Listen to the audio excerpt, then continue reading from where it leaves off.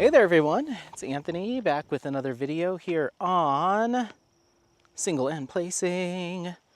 Hi, hope you're having a fantastic day, weekday, weekend, week, month, evening, morning, overnight, all of that good stuff. Thanks so much for being here and checking out the video. Make sure to leave in the comments how things are going for you. Hi, we are just out here. Let me tighten up this chest strap. I feel like every couple weeks I tighten it and then it feels loose and then I have to tighten it some more. I think the actual strap is just, it doesn't retract, it doesn't contract back as nicely as it should. It's just like an Amazon find, so maybe it's not of the highest quality, but I feel like I keep having to make it like cinch it more and more because it's like an elastic band. Doesn't seem to want to elasticize too much. Hi. Yeah, I hope everything's going well for you. We're just out here at the Arvada Reservoir. I never remember the name of this place, but we're out here to do a little walk. Put a couple miles in. It is warm out today, but it is blustery. So we're getting a nice breeze, so it doesn't feel as hot as it is. But we are about to lose this cloud cover, so that might change things. And I'm just waiting for the boy to do his potty break, if he's gonna do it. Let's keep going. Let's keep moving. No, you're not gonna do it? Okay. Okay, well then I'm gonna pull you along. Come on. Yeah, today is Wednesday at the time of filming this, the Wednesday after I got back from my vacation. And so we're just out here going on a nice little late afternoon, evening walk. I got off of work about an hour ago. Apollo, your leg. So I was like, let me bring the boy out. He's extra sniffy because we haven't been over to this trail or this walk in a minute. So he wants to sniff everything. I've yet to take him. I was going to go to the off-leash dog park today with him so he could really get some runs out, but I wanted to film. So it's like, let me take you to one where I have to keep you on leash so I can keep an eye on you, all that good stuff. So yeah, we're just out here having a good old time. And yeah, I'll do some normal vlog, life, diamond painting updates, and then I'm going to respond to some comments. And then I also am going to make this my 3,000 subscriber thank you video. I hit 3,000 subscribers just before I went on vacation, which is awesome. And so I just wanted to thank you all for being here and checking out the channel and the continued support and love, all that good stuff.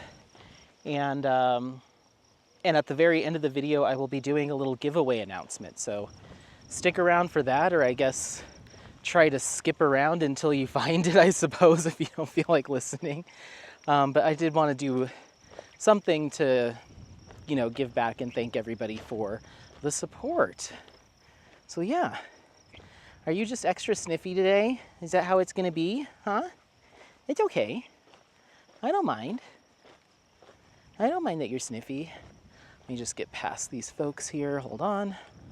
So yeah, as far as life stuff goes, just regrouping from work. I worked yesterday and today.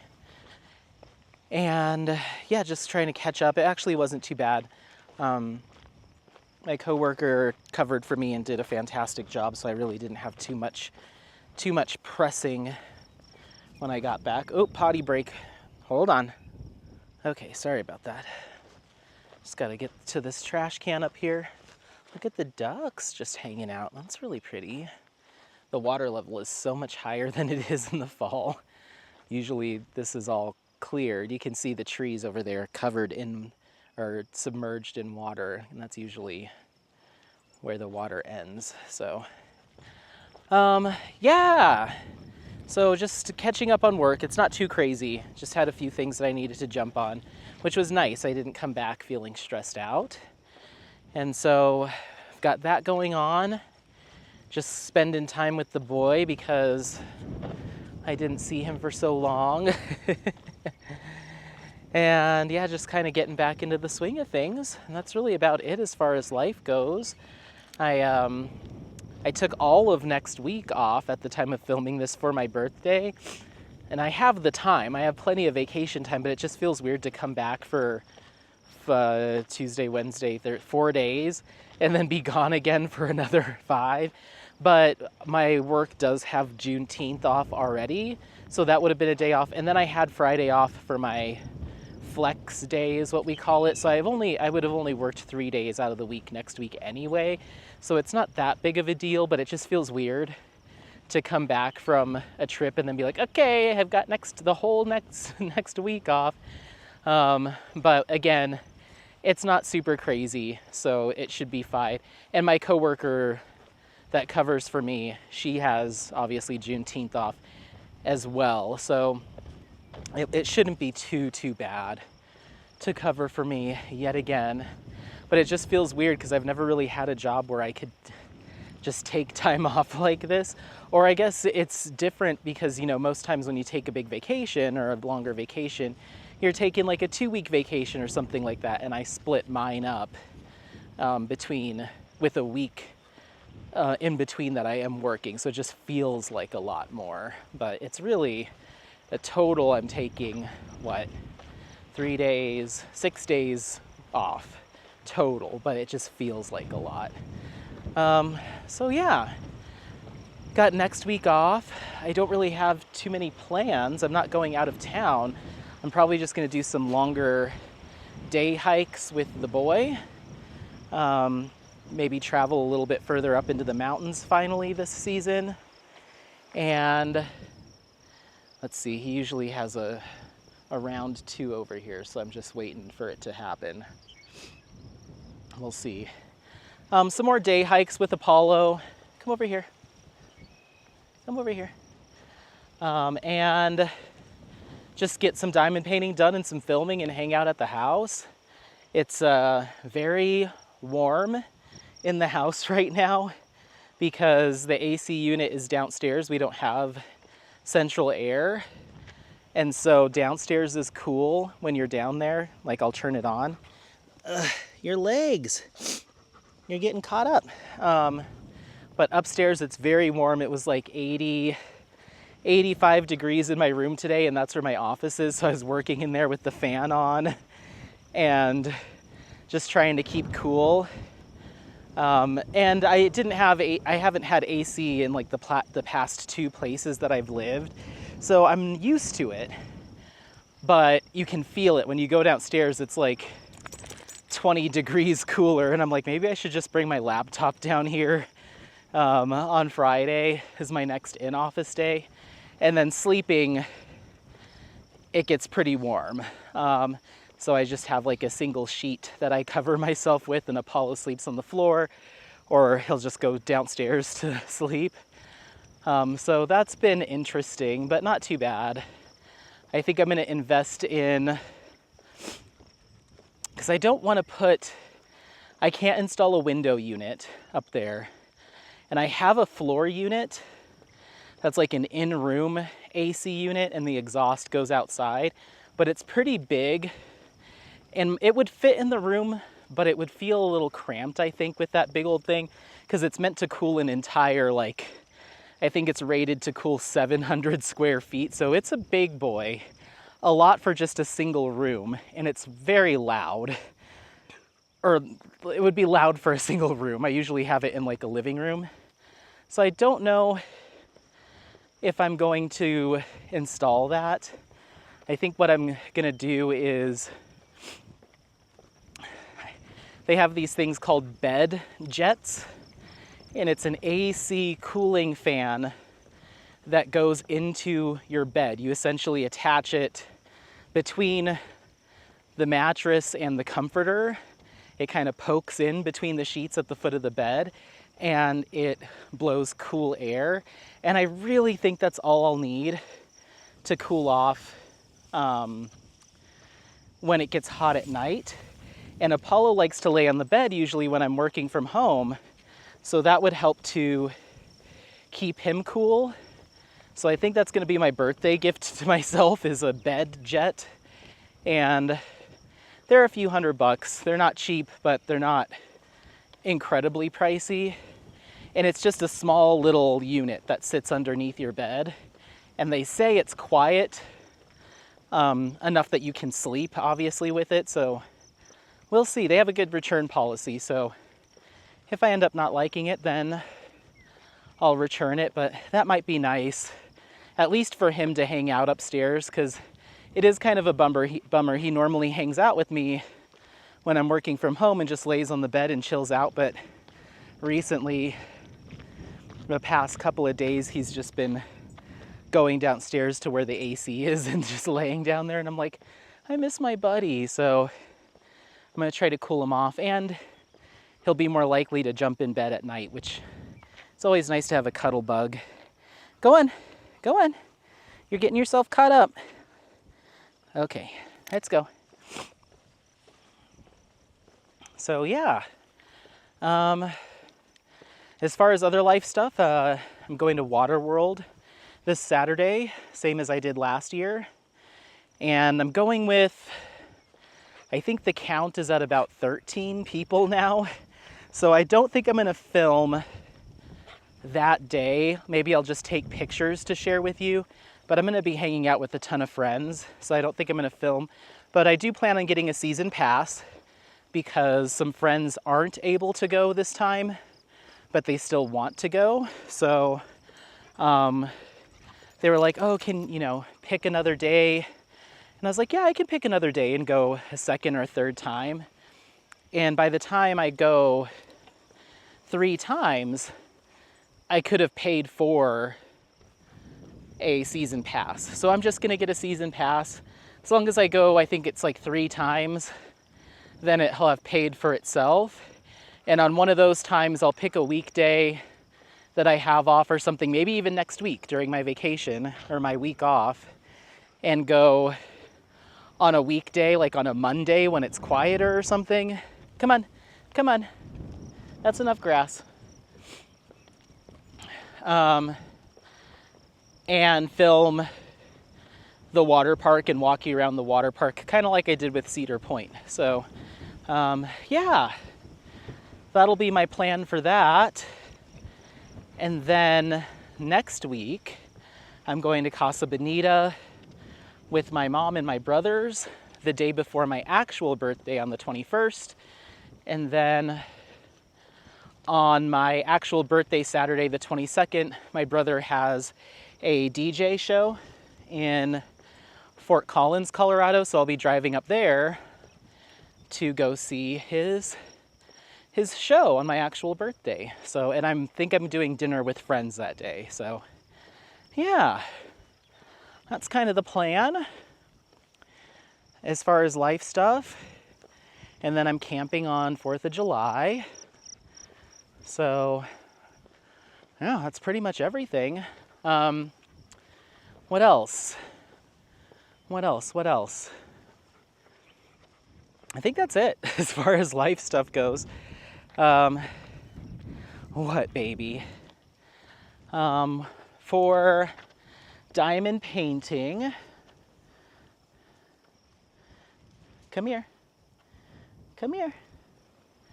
For diamond painting, as far as whips go, I have my cross-stitch conversion, no progress. My custom of Apollo, no progress. Stella from Iterations Crafts and Diamond Painting Shop, no progress. And then I have my Summer with the Masters prepackaged kit, which is Primrose from Distracted by Diamonds and Alphonse Mucha.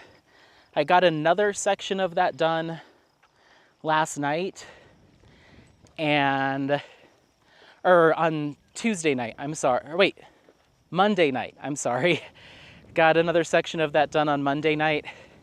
And I was like, it's not unworkable. I'm being fussy and I'm being picky, but it is very slow going.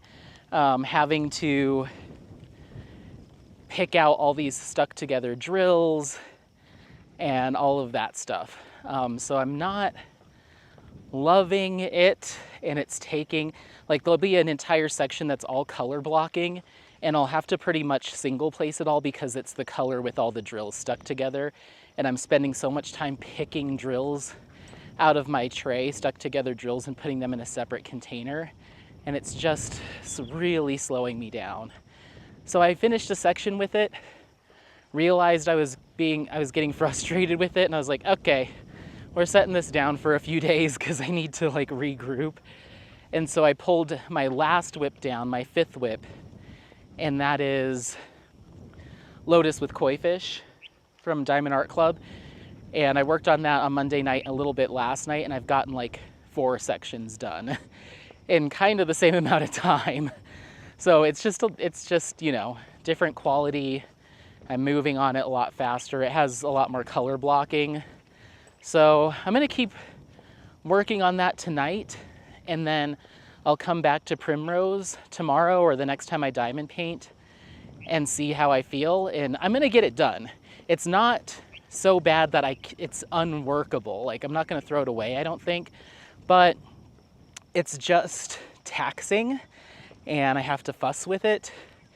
And it's a 62, I think, 62 by 140. So it's a giant panel. So this is a huge project to feel like I'm being slowed down by the materials, but I'll still get it done. It's not gonna go nearly as fast as I was hoping for. I was hoping to get that project done in June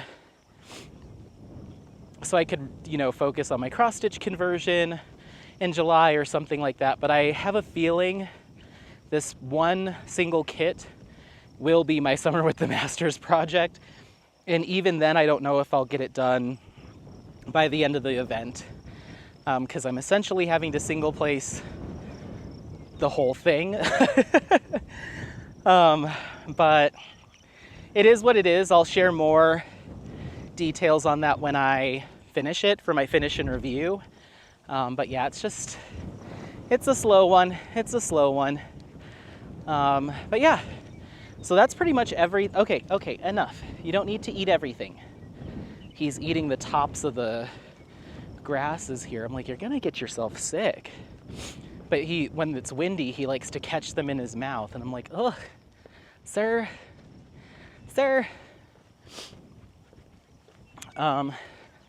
So yeah, let's go.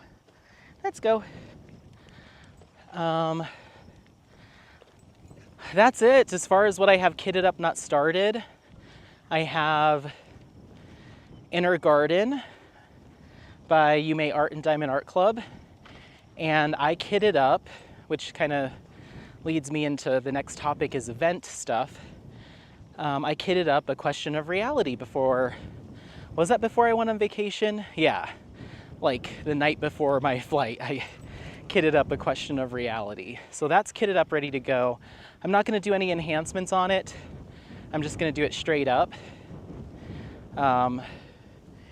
And yeah, as far as event stuff goes, we've still got the rest of June, obviously, for Summer with the Masters.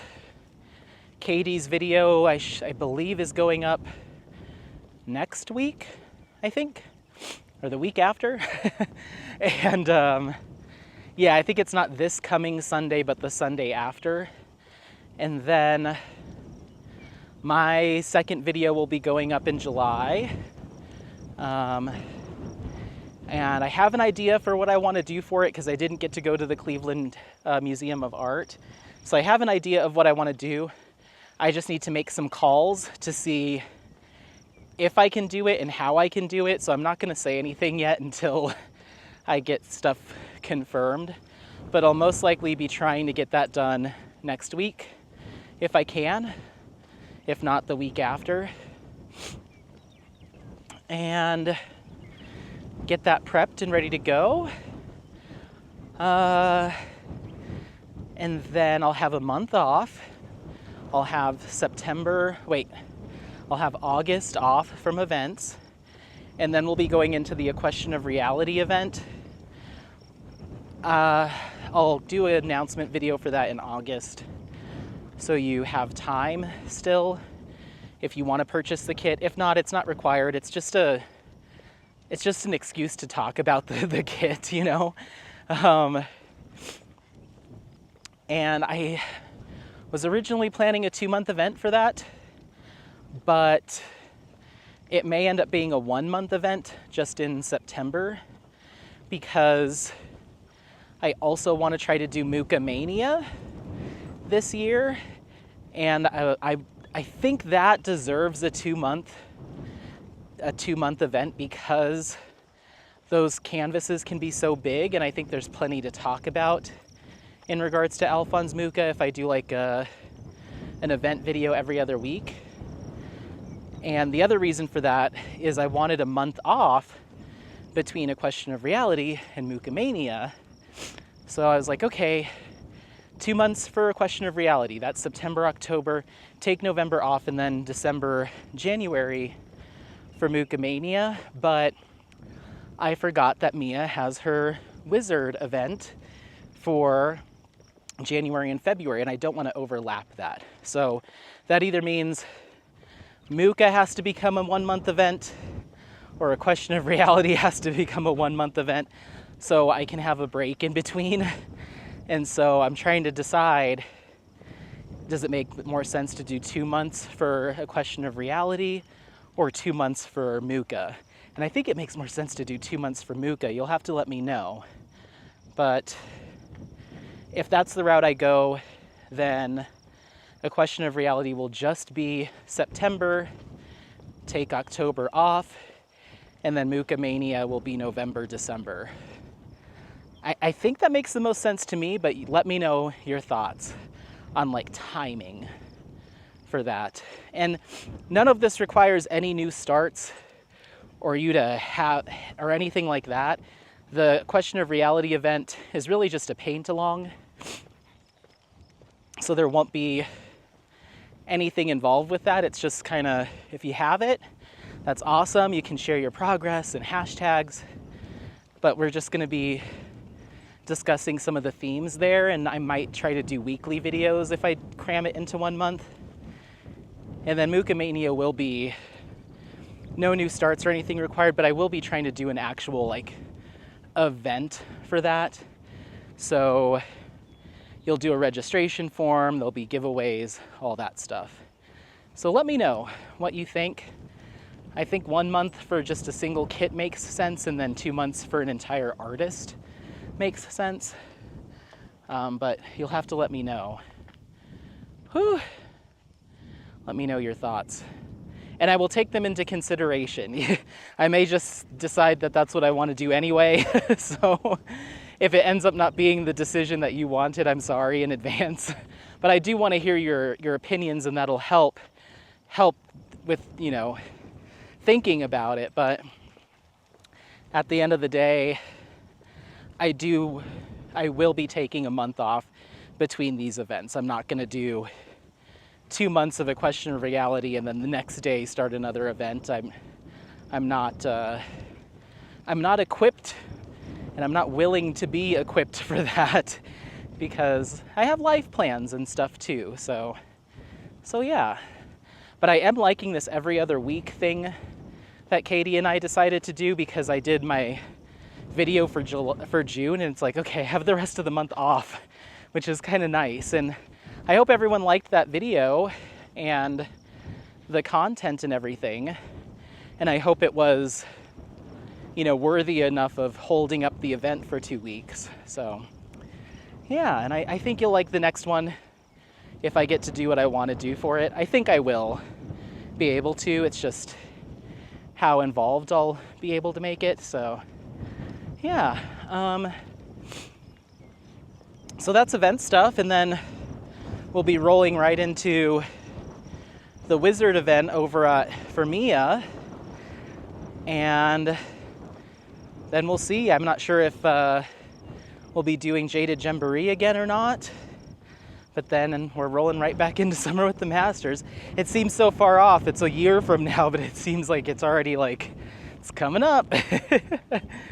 But I think I've learned for Summer with the Masters, if I do get to do it again next year, I think I'm just gonna pick one kit to work on for the entire event and not talk about any others. And if I'm lucky enough to work in another kit somewhere, then great, but I'm not going to over plan, because this year I was like, I'm gonna get the Muga done and then I'll pick another one plus my cross stitch conversion, and I have a feeling that cross stitch conversion isn't even gonna be touched this year again, unfortunately. We'll see. But just with how Primrose is going, I'd rather just try to at least have one finish for the event, you know?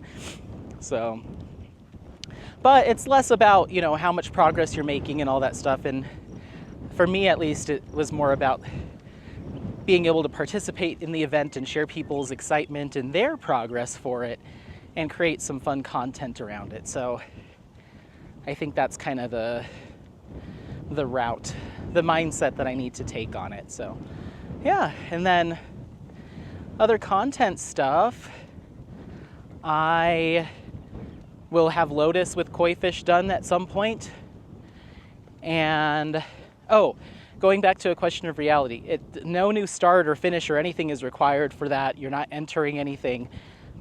And so for the purposes of the content I'm putting together, I may actually start that one early, so I have a chance of finishing it by the end of the event, especially if it'll just be a single month.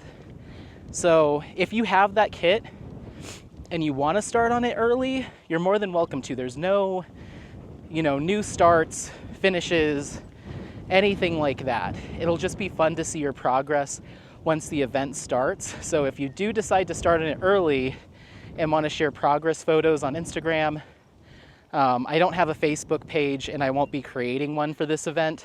So Instagram is really where you can share it, or you can email me your progress photos and maybe I'll do like a compilation video at the end, or a compilation clip at the end of the event with people's progress and stuff, if you're comfortable with that. But you're more than welcome to start on it if you so choose, or if you want to start it the day of or the first video that goes up. However you want to do it, it's totally fine.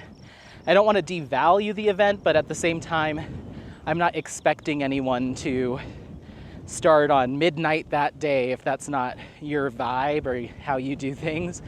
And I'd like to have it finished by the end of the event, so the last video is a finish and review. So I may start on that early, because I just don't think I'd be able to get it done in a month if that's the route I go. So just keep that in mind. But it'll still be fun. I already have my topics picked out. I've already started doing research. I just need to start filming videos for it. And I'll probably start those in July. Filming all my videos for that. And there'll be, I don't want to say how many, but there will be videos. So yeah. But yeah, Lotus with koi fish, I'll get that done probably this month, maybe next month too. It's moving very fast. You know, once I sit down with it, I'm just breezing through it because there is a decent amount of color blocking. It's not a super technical kit, and it's a pretty small size. So once I finish that, I'll film a finish and review, and then in that finish and review, I'll say, stay tuned. You know, we're gonna be talking about purchasing enhancement drills for this exact kit. And so there'll be a video about how I decide to enhance it. And then I'll work on the second kit during the fall. And then the final finish and review of the enhanced version and the comparison between the two finished projects will be somewhere in the fall, later in the year. So that's kind of the layout for that. Between now and the end of the year, I should have that whole series done for you so you can see. So I've got that. And then I don't have any other plans as far as what I'd like to kit up or not. I'd like to just finish what I have on my plate, except for my cross-stitch conversion, and then regroup from there, see where that puts me. And I'll need to have a Muka for Muka Mania which I'll probably be doing Medi from Jaded Gem Shop.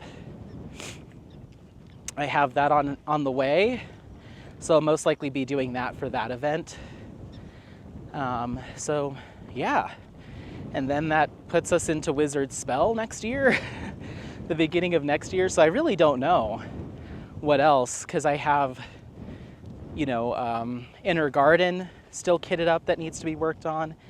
So maybe by the end of the year, I'll have everything that I currently have as a whip, and what I have kitted up, not started. Maybe I'll have all of that done by the end of the year. That would be nice, but except for the cross stitch conversion. But that would be really awesome if I could just knock all of this out and then start the new year fresh with Wizard Spell. I guess the only other thing I would need to kit up is Medi for Muka Mania. But it's possible. I just don't know with my current plans and camping and summer stuff and filming for events and everything, like how practical that will be. But we'll see. I haven't been going nuts with kitting up stuff. I have a ton of empty containers or empty art drill storage sets right now. I have maybe eight or nine empty ones because I just haven't been kitting up anything. I thought I was going to kit up Voyager, decided against that. I do want to kit up Cresting from Creativity Scroll, so there might be some kits that sneak their way in, who knows. But it would be nice to get everything I currently have as a whip done, especially like my custom of Apollo. I'd love to finish that type of stuff. So we'll see. But yeah, so that's everything crafting related. So let's go ahead and get into some comments, and then we'll wrap up the video by talking about my appreciation for you being here. So let's see.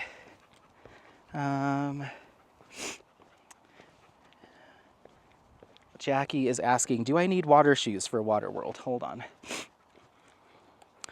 You might want to have them because the concrete gets hot and painful.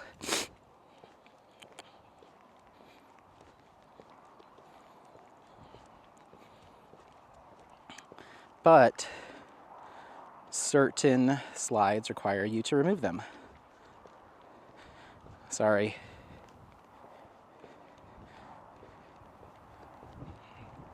Going on, okay.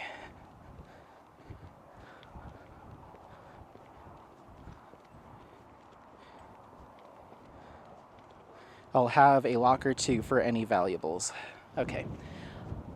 Sorry, just coordinating this this Waterworld trip. Okay, so let's open the old YouTube studio, and let's go to our comments and let's play the scroll game. Oh, I pre-scrolled today. I forgot I did that. I opened the app and I pre-scrolled all the way to the bottom. Oh, you're so smart, Anthony. We're already at the bottom.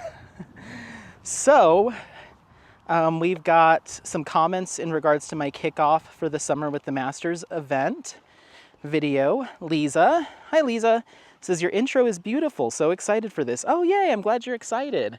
I had thumbs up that one, so I'm not sure if I mentioned it in the last responding to your comments vlog, if you saw it or not, or if I had already commented or responded, but I'll do it again. Thank you.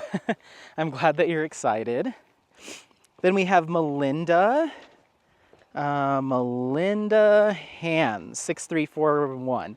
Says, I have one painting from Diamond Painting Shop, but I haven't started it.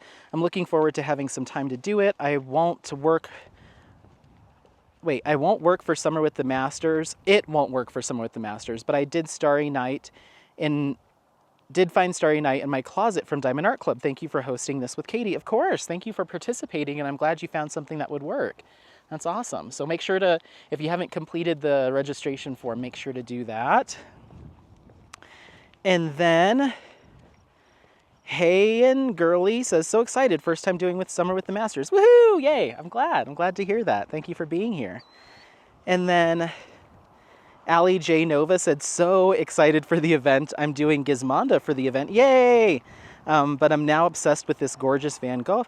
May have to get it. So sorry for being a weird stalker, but you have great taste. Oh no, that's no problem.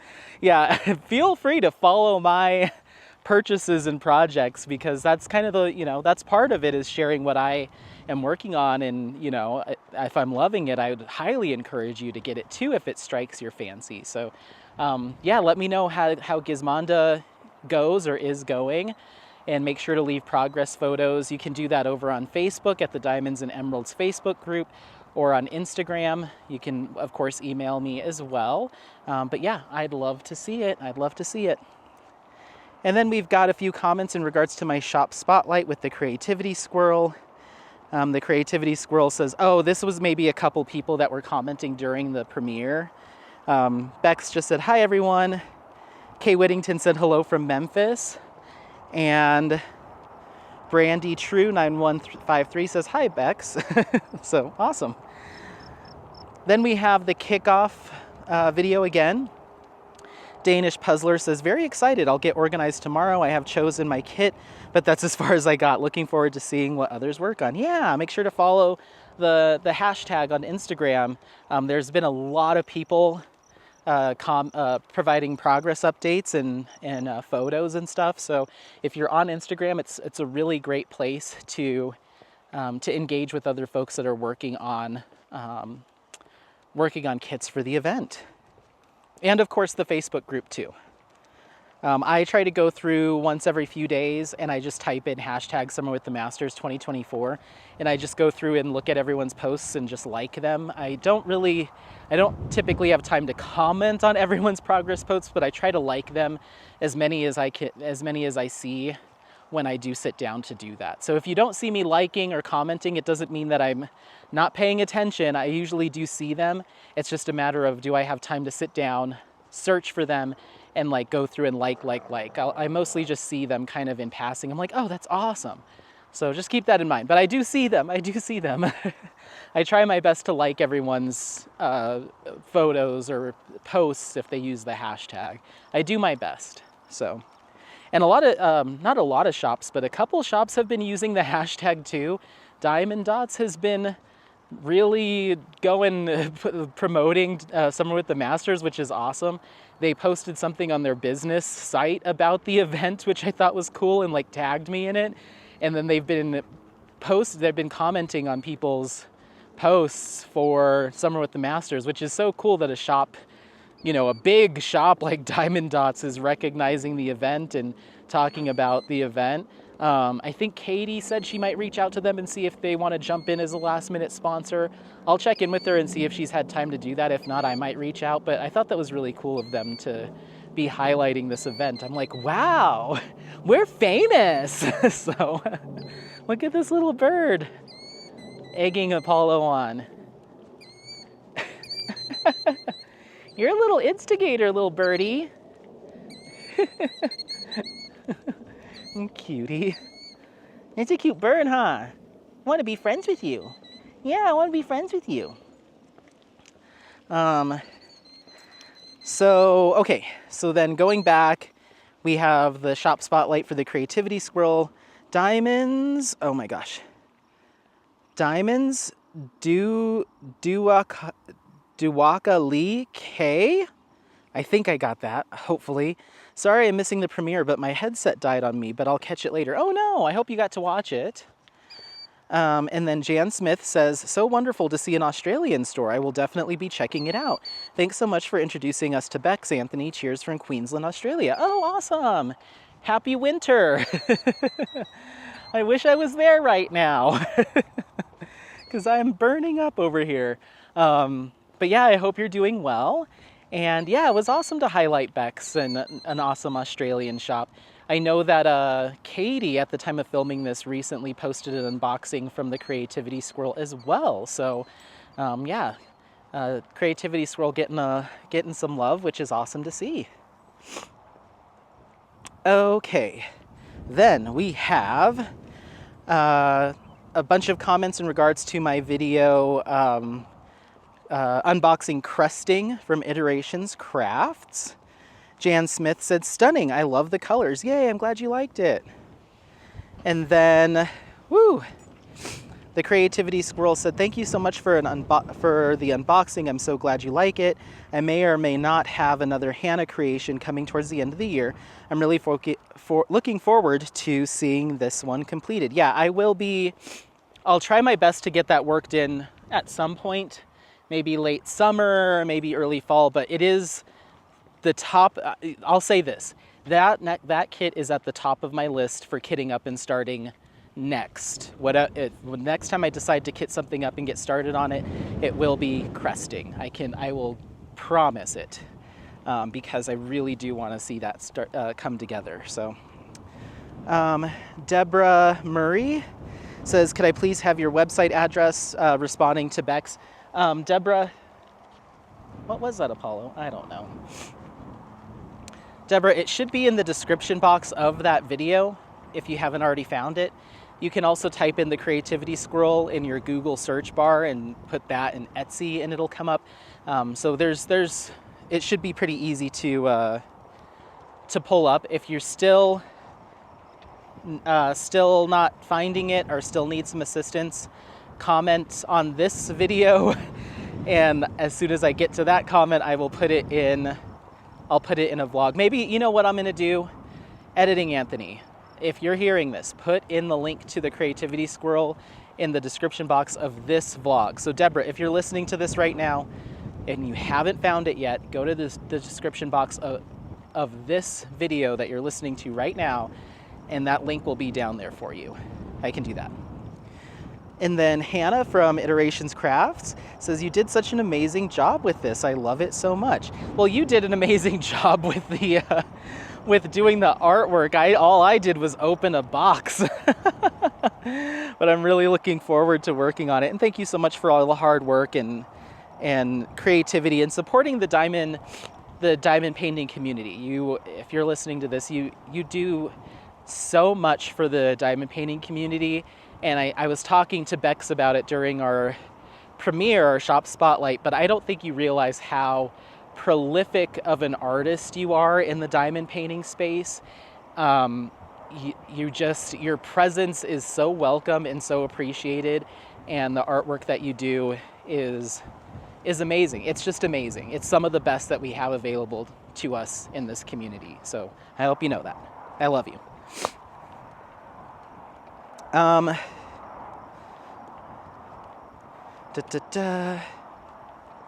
All right, Artemis Dreams says, okay, so I found you through Summer with the Masters, and I'm so glad I did. You give off the best cozy vibes. Saying this after finding myself binge watching your channel. Oh, yay, I'm glad you think so, and I'm glad you like it. That's the goal, is just to keep people company and keep people entertained while they diamond paint, and so they can listen along, and that's what I get out of diamond painting content creators as well, so that's what I try to put forth. And I always say this anytime someone is like, you're so cozy, or I really like listening to your channel, or I'm new here. I create multitudes of different types of content, and I would say it's not what you would traditionally find on diamond painting channels sometimes. So just keep that in mind. Temper your expectations. I'm weird. I can sometimes be sassy. And I always worry that I'm not going to be, someone new finds my channel, they're like, oh, yay. And then I'm immediately not their taste, or they see a certain video of mine and they're like, oh no. So I just like to be upfront that I am a weird, kooky person who really uses this channel to not only do diamond painting content, but explore other interests and ideas, even if they have nothing to do with diamond painting. So the one thing I can never promise anybody is consistency, because if it comes into my head, I'm like, it'd be funny, then I might try to create a video around it. So we've done cross-country skiing. We do hiking, it's hiking season now, so you'll probably see more hikes. You just saw me go to a theme park recently. I'll be going to a water park soon. We've done cooking videos. It's just really scattershot. I've done a parody video that some people didn't particularly care for. And so it really is just, it's just my stream of consciousness in video format. So I hope that's okay for newcomers. And I know I've got a lot of new folks here because of Summer with the Masters. So yeah, welcome. Happy to have you. All right, going to my entire diamond painting stash video 3.0. Chris Orweiler says, "Hi Anthony, can you explain what Summer with the Masters is about, and can anyone join in?" Yeah, of course. I would point you to my kickoff video and my announcement video here on my channel. Just scroll back through until you find those, and those are a full breakdown. But I'm happy to give you a quick rundown here now if you're listening to this. So Summer with the Masters is an event that Katie over at Diamonds and Washi created 4 years ago with Jessica over at, oh, what is it? Something Tiny Worlds of Wonder, yes. They created this event 4 years ago because they wanted to celebrate old masters artwork. So think of like Thomas Moran, Van Gogh, though, you know, your older artists. Picasso, no, is Picasso? I don't know. I think so. Basically any artwork from the year 1928 or earlier, and that date changes every year because to us old masters means anything that is currently in the public domain.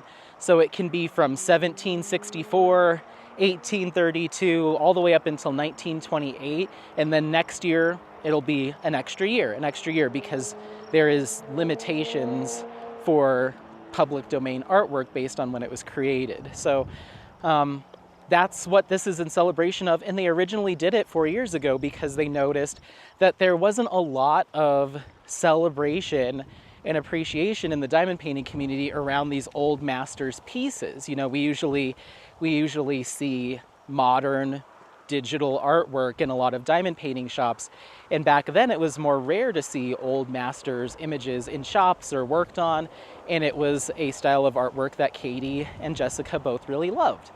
So they started this event, and ever since then they really were kind of the trailblazers for creating more interest around the old masters genre.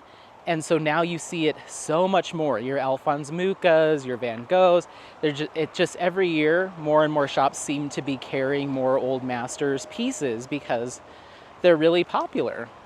And so that's how the event started. And 2 years ago, 3 years ago? So Summer with the Masters 2022, 2 years ago. That was my first foray into the event because I started diamond painting in February of 2022. And I absolutely fell in love with old masters. I'd never really been that invested or interested in artwork. I knew of modern, classic pieces like Mona Lisa and, The Last Supper, all of that stuff, but I've never really had a true appreciation for artwork until I started diamond painting, and certainly not old masters until I found out about that event by watching one of Katie's videos. And at the time I didn't know Katie, maybe commented on a couple of videos, but it was just somebody I was following on YouTube, or listening to their videos. And that announcement video came up and I was like, what's this now? So I went off of her recommendations and went over to Distracted by Diamonds and found Soul of the Rose and fell in love with it. And that really sparked my interest in classic old masters artwork. And now it's a huge interest of mine, be it crafting or not. I love learning more about artwork, and it became not an obsession, but just I've become fascinated with the stories behind artwork and the history and stuff. So last year, Jessica had some stuff, you know, her life is changing in really positive, awesome ways, but she didn't feel that she would have the bandwidth to take on the event last year. And so I think Katie saw how goo goo gaga I was over Old Masters and reached out to me and asked if I would be willing to co-host the event with her last year. And of course I said yes. I freaked out and tried to do a couple backflips and hurt myself, but I was thrilled. And so I joined her last year, and then I was asked to do it again this year. The event runs from June 1st through July 31st. At least it has the past 2 years. And you can work on any Old Masters piece, so any artwork created on the year of 1928 or earlier. And all you need to do is participate is have a diamond painting kit from that time frame. It can be any artist, any genre, any style, anything you want. It's the date that's important. The only no-no is we're not accepting any Disney stuff that has come into public domain. So no Steamboat Willie or any of that stuff. We just don't want to risk it. We don't want to get you in trouble or us in trouble because there's just so many strings attached with Disney stuff, and like that IP is very, very protected. So we're just not playing that game. So anything not like Disney or pop culture related that is now coming into the public domain. The way I talked to Katie about it, I was like, it's about the celebration of classic artwork and the history behind it and stuff. And I get that there's history behind Steamboat Willie and those types of pieces, but it's not really, I think that's missing the intention of the event, in my opinion. And it would be the same if 50 years from now, The Simpsons, you know, those illustrations were suddenly technically in public domain. I don't think I would consider a diamond painting of Bart Simpson to be an old master. You know what I mean? So, so that's kind of how I framed it, and I'm the one that kind of pushed to keep it, to narrow the field a little bit, and it seems to have gone over well. But anyway, if you want to participate, there's a registration form as a Google Doc that is in every single Summer with the Masters video that either myself or Katie will pull up. And you're more than welcome to join any time between now and July 31st. I always suggest the earlier the better, and all you need is your name, email, the kit that you're working on, the artist, the year it was produced. And if you have your YouTube name, and if you have an Instagram handle, so we can tag you and stuff if you want. But that's it. So you just participate. There's giveaways throughout the entire event if you want to, put your name in the hat for a potential prize. But that's really it. It's just a celebration of those classic artwork pieces, all the way up until the year 1928. So I hope that breaks it down.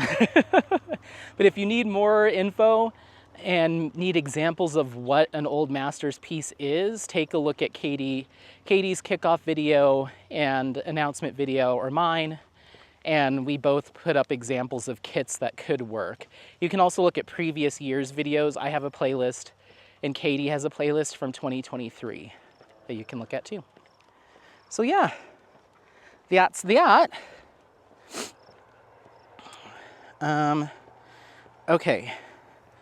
Going back, Rhett says, this is my first time participating in the event, even though I've been watching for 3 years. I'm glad you're co-hosting again with Katie. Oh, thank you so much. I appreciate it. I'm glad you're participating. And then Christina, 406 Diamonds, says, thank you, Anthony, for sharing. This is my second Summer with the Masters event. I'm working on the same canvas I started last year, The Precious Stones Topaz by Alphonse Mucha. Oh, nice. That's awesome. Yeah, I know there's a lot of people that carry over projects from year to year, and I am one of those. So I totally get it. Sometimes these are big pieces and very detailed, depending on what you're working on. Well, Apollo, you're just eating everything off the sidewalk today, huh? Are you my little trash collector? Hopefully you don't get sick. All right. Then going to my unboxing of Lotus koi fish from Diamond Art Club. Miller Time Mama says look forward to watching this. Yay! I'm working on it right now. And then my unboxing of crusting from Iterations Crafts and the Creativity Squirrel. Ginger Tate says, OMG, I'm in love with that canvas. Creativity Squirrel can take my money. Oh, that's awesome. I know that it sold out really quickly after my unboxing went up. I know a couple people ran over there and snagged it, but just keep an eye out on the Creativity Squirrel's Etsy shop and make sure to heart the shop so you're following it, so you can get alerted when there's new releases, because they go quick over at the Creativity Squirrel. Smaller shop, smaller runs of products. You know, she's not investing in 100, 200 at a time or anything like that.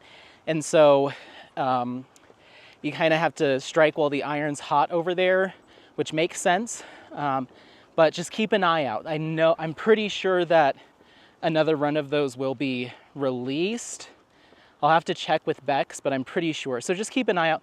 But there usually is a couple kits on there to take a look at. So I always say if something's sold out, follow it, stock the shop wherever you can, so you know when you have a chance to snag it again. And just set that money aside. So when it does happen, you're not like, oh no, rent. I'm just kidding, but yeah. Okay. Then going to my vlog episode 111, responding to your comments 14. Diamond Painting RN, hi, says, well, I say right now that my eyes are stinging from this sunscreen. Oh, hold on. Ow. Sorry. This sunscreen is stinging my eyes. It's just because I'm getting a little sweaty out here. Okay, sorry, Diamond Painting RN. They say, I immediately went to Amazon to add the sunscreen to my cart. Which one was I talking about? Was it the, was it the vacation sunscreen? Maybe it was the vacation sunscreen. You'll have to remind me, because I've mentioned a few sunscreens on this channel, but the vacation sunscreen, top notch. I live in Arizona, so sunscreen is extremely important here, and I have been on the hunt for a new sunscreen. That was probably it. Remind me. But it was probably the vacation one. I hope you like it. I hope you like it. Also, can't wait for the essays on your Question of Reality event. Yay! Yeah, that must have been when I was hiking and telling everyone that I was going to start handing out free sunscreen on my walks. Yeah, so you must have picked up the vacation sunscreen. You might have gotten the classic whipped one. That one's really cool. I bought for my Waterworld birthday party, I wanted it to be vacation sunscreen themed, and I know nobody else is going to like do anything to theme it to a brand of sunscreen. So I'll take pictures of me there, but I have a vacation sunscreen beach towel. I have a vacation sunscreen. I have like other things that I got, like merch from them. And then I bought 3 bottles of the classic whip, so everyone can use that. I bought 3 bottles of the spray, so everyone can use that. So I'm gonna be taking a bunch of pictures of people using the vacation stuff and having a vacation day. Because I just love their products. So not sponsored, but maybe someday. Anyway, essays on Question of Reality. I may not be participating, but I'll definitely be listening to your videos when they're released. That's participating in my book. I love hearing your opinions on things, Anthony. You always make your videos very engaging. Thank you for the video and nose boops for Apollo. Well, thank you. I appreciate it. I'm glad you enjoy the videos. I try my best with the time and energy that I have. I try. Thank you. And then going to my kickoff for Summer with the Masters, Aurora Glow Queen says, I have signed up and I'm so excited. It is fantastic. Yay! That's awesome. So glad you're here. Miller Time Mama says, in regards to my finish and review of Summer from Alphonse Mucha, gorgeous, thank you. And then back to my kickoff video for Summer with the Masters. Tiny Turtle says, my first Summer with the Masters. This genre of artwork is new to me, but I'm excited to learn more about it. I'll be working on a Monet from Diamond Dots. Ooh la la. Thank you for hosting. Also, I love the name of your channel. Oh, thank you. Welcome. I'm glad you're here. Yeah, I've talked about this before, but I just noticed when I first started diamond painting and then I decided to create my own channel, a lot of the people that I was listening to and following had a double name, like Diamonds and Washi, Emeralds and Fairy Lights, you know, that kind of thing. And I was like, what would my and be if I was to do that? Because I couldn't think of a name. And then I was like, oh, I want to do something maybe with placing. Because at first I came up with like, okay, I'll say Happy Placing will be my moniker because that's what people do.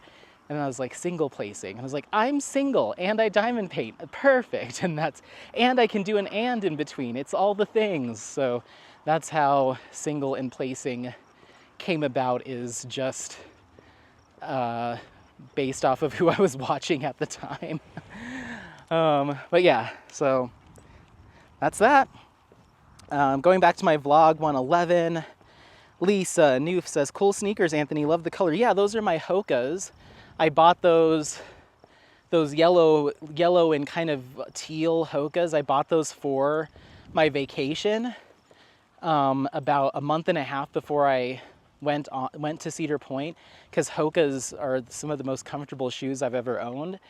And I was like, oh, I'll wear them a little bit to break them in a bit just before the vacation, and then I'll put them back in the box and I'll save them for when I go.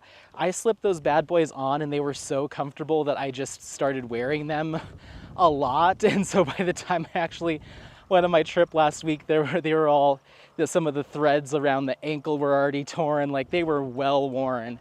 And then I put another 50 miles on them while I was gone. So they're already getting close to retirement.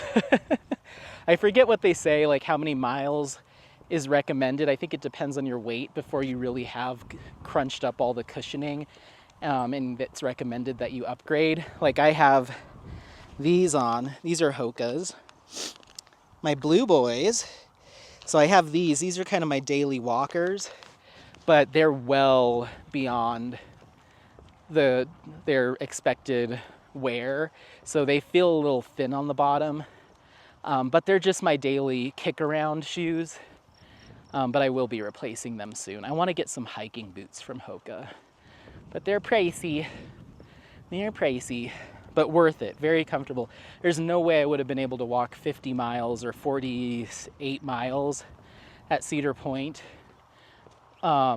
without those shoes. I would have been done long before then. It's just like walking on a couple little clouds. So yeah.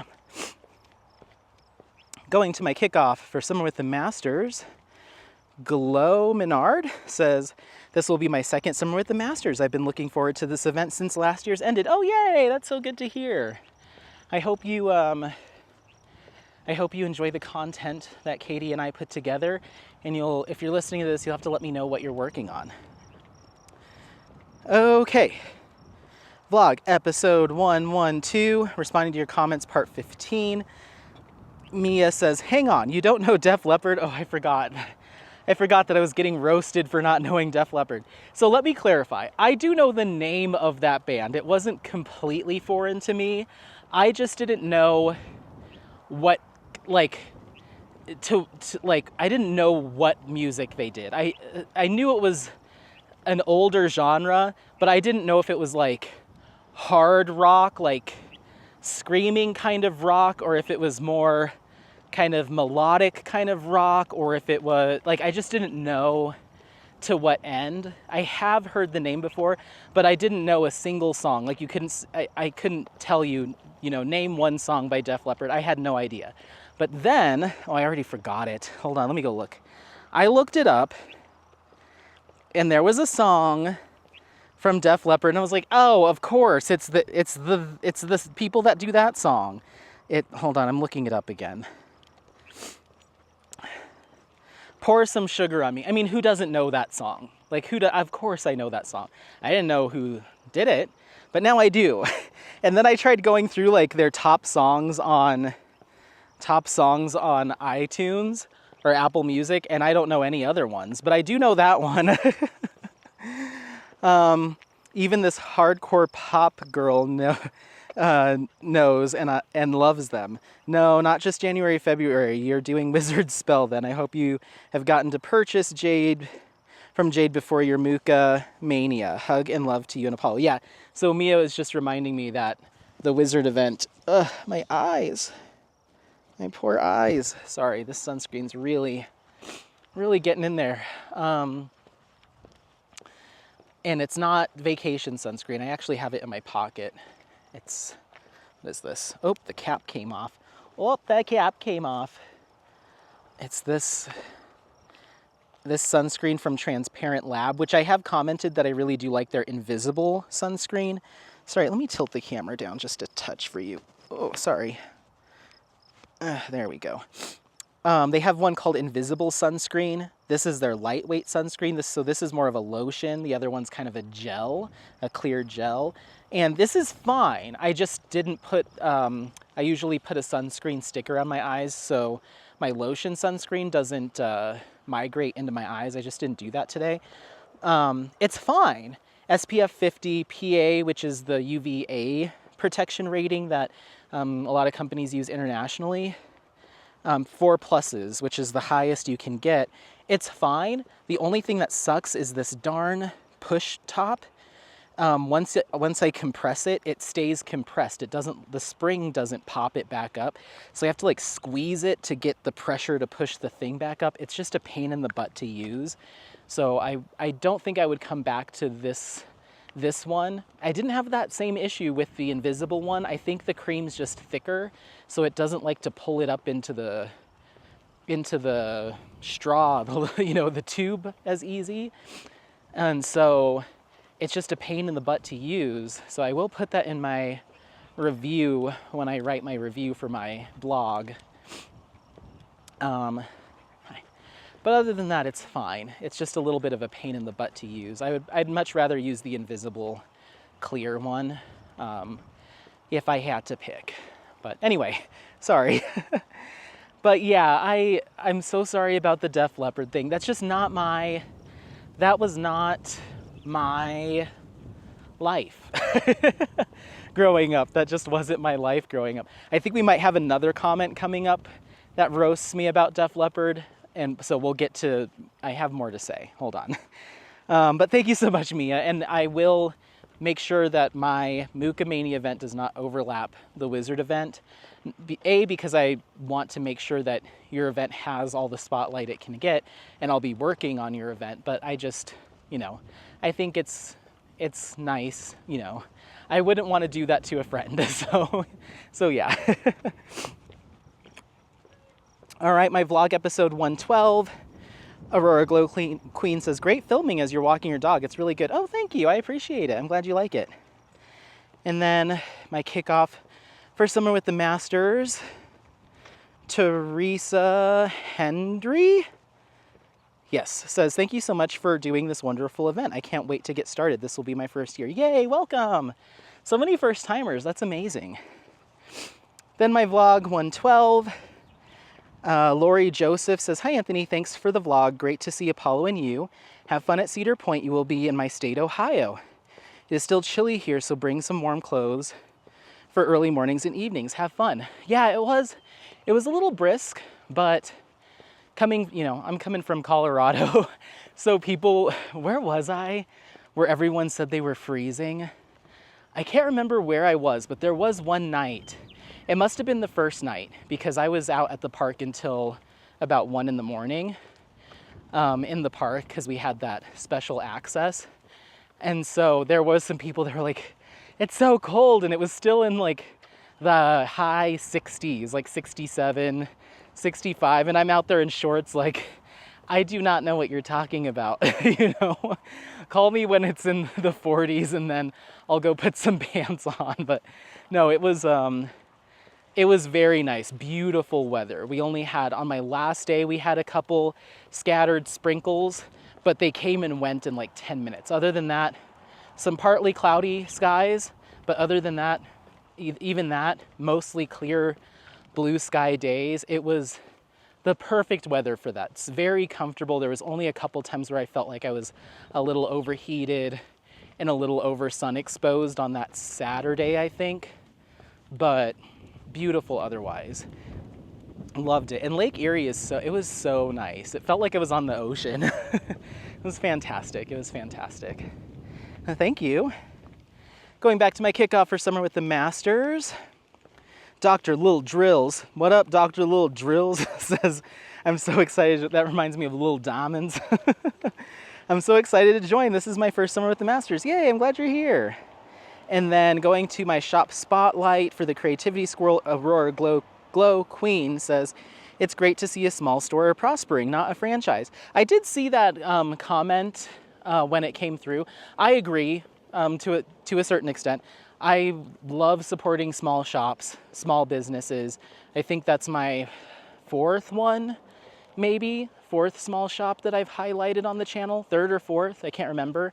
But I love doing that stuff, highlighting shops that, you know, might benefit from some extra exposure, but it's also more about learning about people's process and kind of taking a peek behind the curtains on the business side of things. But I would be just as willing to interview somebody from Diamond Art Club, somebody from Diamond Dots, somebody from, you know, a larger shop, because it's less it is about promoting the small shops, but once again, it's equally important to me, I think, or interesting to me to get a peek behind the curtain and just see how the sausage is made, I guess. So to me, it's kind of a come one, come all, but I have only done small shops thus far. And in the grand scheme of things, even those bigger shops, like you think Diamond Art Club or Diamond Dots, those are still small businesses when you take a look at the whole pie that is commerce in the world, right? And if we look at all the businesses and the sizes of them, those shops like Diamond Art Club might feel big in the bubble that we live in of diamond painting, but they're very small potatoes when it comes to, you know, Diamond Art Club is not the same as Walmart or BP or Apple or anything like that. They're still teeny tiny in the grand scheme of things. So I still consider a shop like that, even though they have a lot of visibility from our eyes in crafting, they're still small businesses. So it's all relative, and franchise is usually, and I'm not sure if this is how you meant it or not, but franchise usually means like a franchise is a business that franchises their business. So you go to a Wendy's, that's not a corporate owned Wendy's. I guess it could be. Sometimes they have corporate stores, but usually that is owned by a single individual or a smaller regional or local group. So even that individual Wendy's or McDonald's that you drive by could be considered a small business because it's just one person or a smaller company that owns a McDonald's, but they're not the entire company. Does that make sense? So sometimes when I see like people talk about big business and stuff, it's like, it's really just, you have to look at it from what it actually is. There are some companies like Apple who don't franchise their Apple stores, but franchise is usually comprised of a bunch of smaller entities.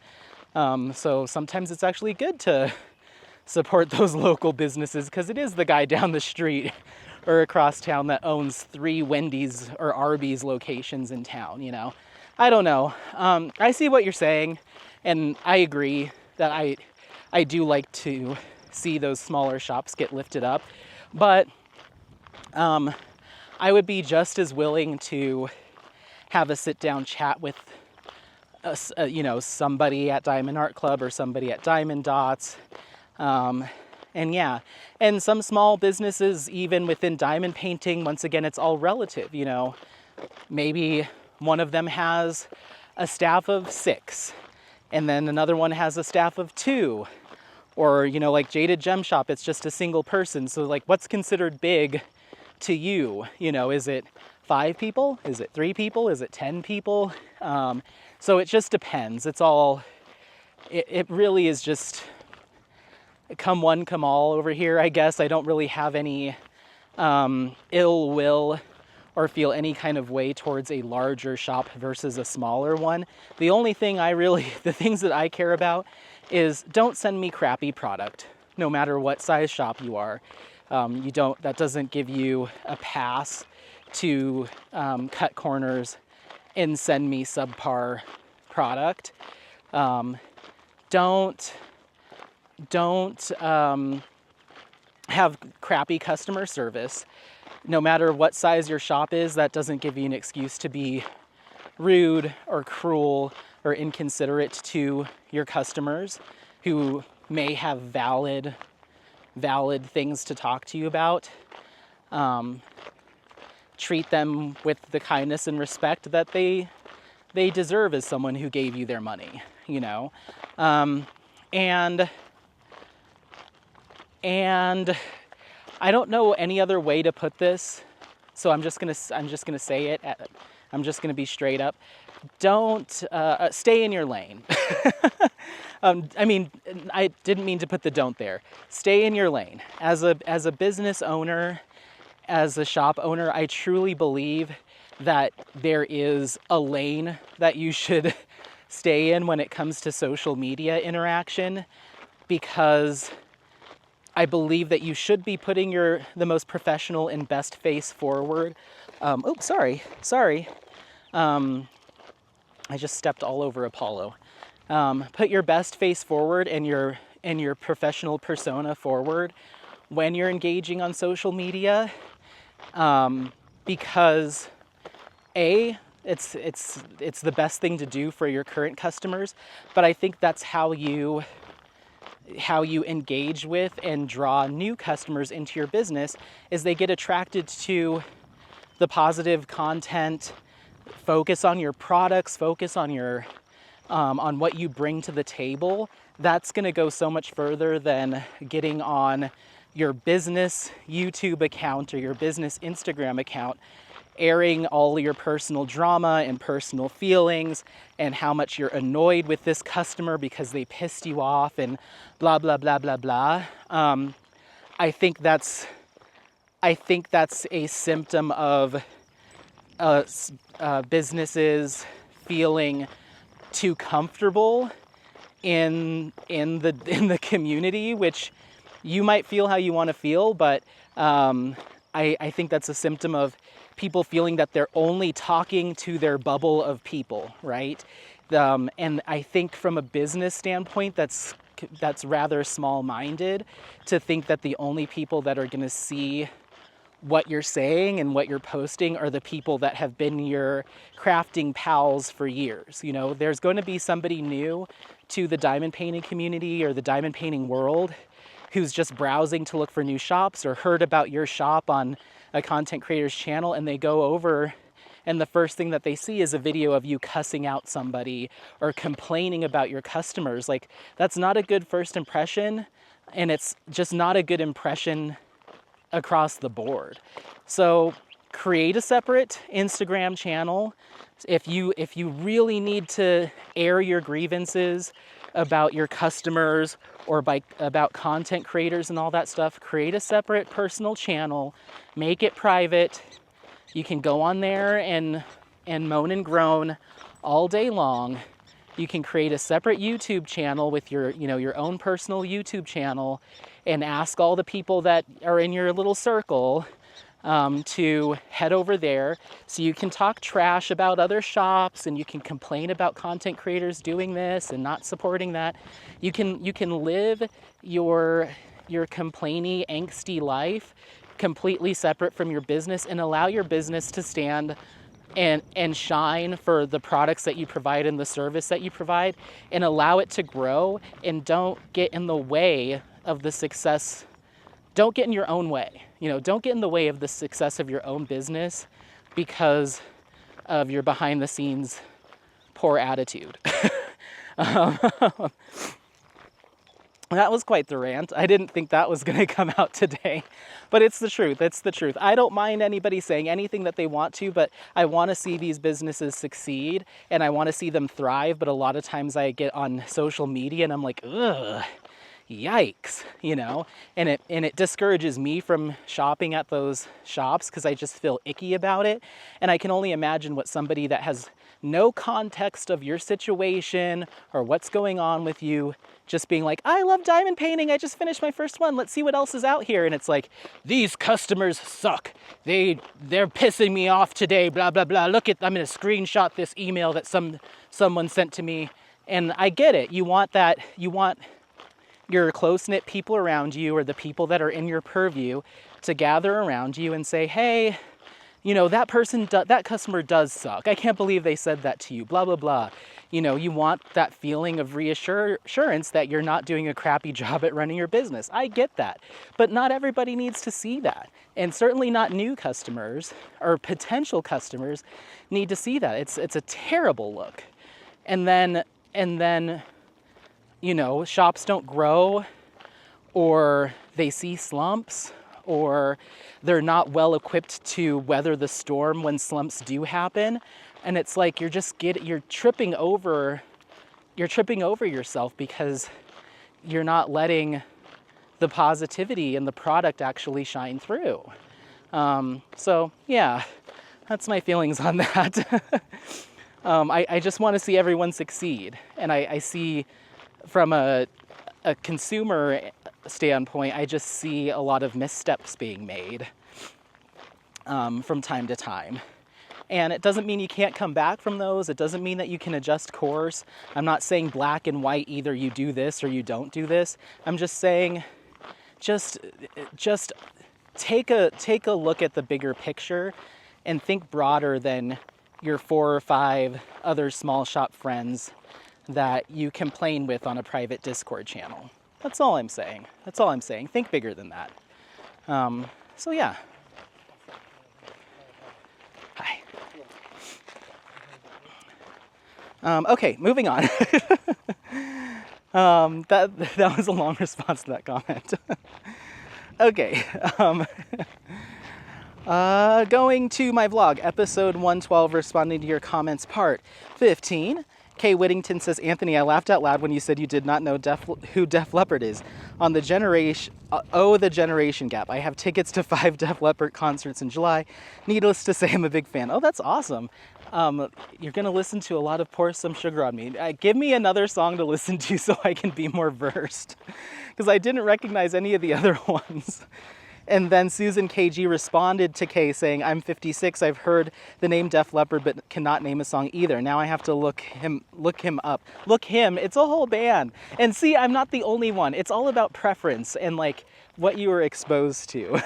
Because I looked it up and that band was founded in 1976 and I was like, oh, come on. Like, I mean, I don't think it has anything to do with the generation gap. Like, if we're talking the 70s, like, I'm much more into, like you tell me Donna Summer and I will belt out an entire song for you, you know? So it's not a generation thing. It's just, like, I think what my parents listen to and what my personal interests are. Not a ton in, like, of the 70s necessarily. And the stuff that I do know is more, like, disco and kind of... what would it be? Like, I don't know what the genre specifically, like, I don't know if it'd be called soul or like Motown-y type stuff. That's even older than that. But like, the Ohio Players and all of that stuff. Like a lot of, like, I guess I don't know if you'd call that Motown or just R&B maybe. But a lot of like roller coaster and like fire, like a lot of that stuff. And then, but the majority of what I would consider like older generation to me, I love Tom Tom Club. I love Blondie. I think Blondie goes back that far. I love Cher. I love Devo. I love the B-52s. I love the Eurythmics. So I don't want to hear any of that stuff because I do go back. But my preference is are just different in how I was raised. My mom was a punk girl, mohawks, and she has 18 ear piercings. I think 13 in one ear and 5 in the other. And so that's just kind of what I grew up on. A lot of English beat is a big one. I grew up on like all of that kind of stuff. So more new wave. New wave is kind of where and that goes back into late 70s for sure. Kind of verging on early 80s. You know, Janet, Michael, all those kind of people. So I'm familiar with the music of the era, just not rock. That wasn't popular in my household, I don't think. A lot of, not Phil Collins, who am I thinking of? There's somebody else that we used to listen to a lot. But anyway, regardless. So yeah, I can do some deep cuts. Like one of my favorite songs is called Oh Superman, and it's from Laurie Anderson. So I think kind of mid 80s, maybe, yeah, like mid 80s. There's a song called Oh Superman, which is just like a spoken word kind of song. And it does have music in the background, but it's very minimal. And the whole beat is ha, ha, ha, ha, ha, ha, ha. Oh Superman, oh Judge, oh Mom and Dad, ha, ha, ha, ha, ha, ha, ha, ha, ha, ha, ha. Hello? This is your mother. Are you there? So but you don't know me, but I know you. And the music video is just like so weird and out there. It is so incredibly 80s and strange, and I love it. So that's kind of like, that's the stuff that I would listen to when we were cleaning the house on Sundays, and I was responsible for the bathroom. And then also like, this goes into more 90s modern stuff, but like Selena and those types of, like, you know, that part of my family. Like a more kind of cumbia hits were more, it was part of our life too. But I can dive well back into the 70s. I can go even further. You want me to talk about Betty Hutton, I think was her name, back in like the 30s. We can go back to the beginning of the 20th century if we need to go back that far to prove that I am not generationally disconnected. I can pull up something probably from every decade starting in like the 1920s. Because I love that kind of stuff too. I love that kind of post-war era stuff. I like some of the pre-war era stuff because my grandma would listen to a lot of that, you know, a lot of that stuff too. So I don't want to hear it. Just because I don't know what Def Leppard is about doesn't mean I don't know music from that era. Now I'm gonna want to go listen to like all of my new wave stuff. What happened? Did that fly get you? Yeah. So I think I'm even more inclined to listen to 70s, 80s music, maybe even like 40s, 50s, than I am to listen to like modern day stuff. Like I like my Miley's, but even that's kind of, you know, 10, 15 years old. She still makes new music, but, you know, Party in the USA is like, you know, 15 years old now at this point. But I'm more inclined to listen to that stuff than I am to the music of my time, like Missy Elliott and Aaliyah and Blink-182, and I still like all that stuff, but I'm less inclined to harken back. Like if it's a throwback day in my car, I'm not going back to like the stuff of my teens. I'm like going to the stuff of my mom's teens, of like the early 80s, because that's more comforting to me and that's more nostalgic to me than like NSYNC or any of that stuff, you know. What is it? What do you got on you?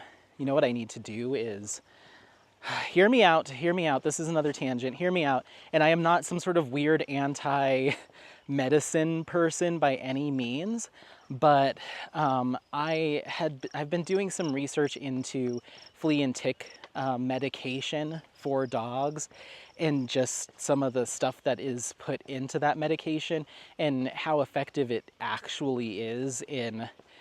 I thought it was a flea and tick repellent, meaning if I gave Apollo a pill, it puts a force field around him that would prevent flea and ticks from even wanting to be on him. I thought that's how it worked. Like, I don't know if it came through his sweat glands or something, but it was something to keep them off. But really it is to kill the flea and tick once it's already on your dog and bitten them. So if it does bite them and drinks their blood, then it poisons them and kills them. That's how it works. So your dog already has to have fleas or ticks in order for the medication to work. And that just seems a little counterintuitive to me. I don't know. I'm not trying to say anything about this. I gave him flea and tick medication all last season. But I kind of want to focus on actually preventing the fleas and ticks from being interested in landing and living on him. And so there's ways you can do that with diatomaceous earth. Kills them when they land on your dog. It, like, before they even get to the point of biting them, you just mist it on or dust it onto their fur. And I've used that to get rid of wasps and stuff, and it works incredibly well. Within like minutes, it'll unfortunately kill them in a very horrific way. It essentially dehydrates their joints and gets rid of any of the lubrication between their wings and their legs and stuff, and essentially it just does little micro tears into their exoskeleton and immediately dehydrates and kills them. It's horrible. But it is a good way for pest control, and it's supposed to work for fleas and ticks. So all you do is, hold on, he must have something in his ear. 1 second. Sorry, I just had to check his ears. There's nothing in there. I think something either might have bit him or just irritated him. I see mosquitoes landing on him.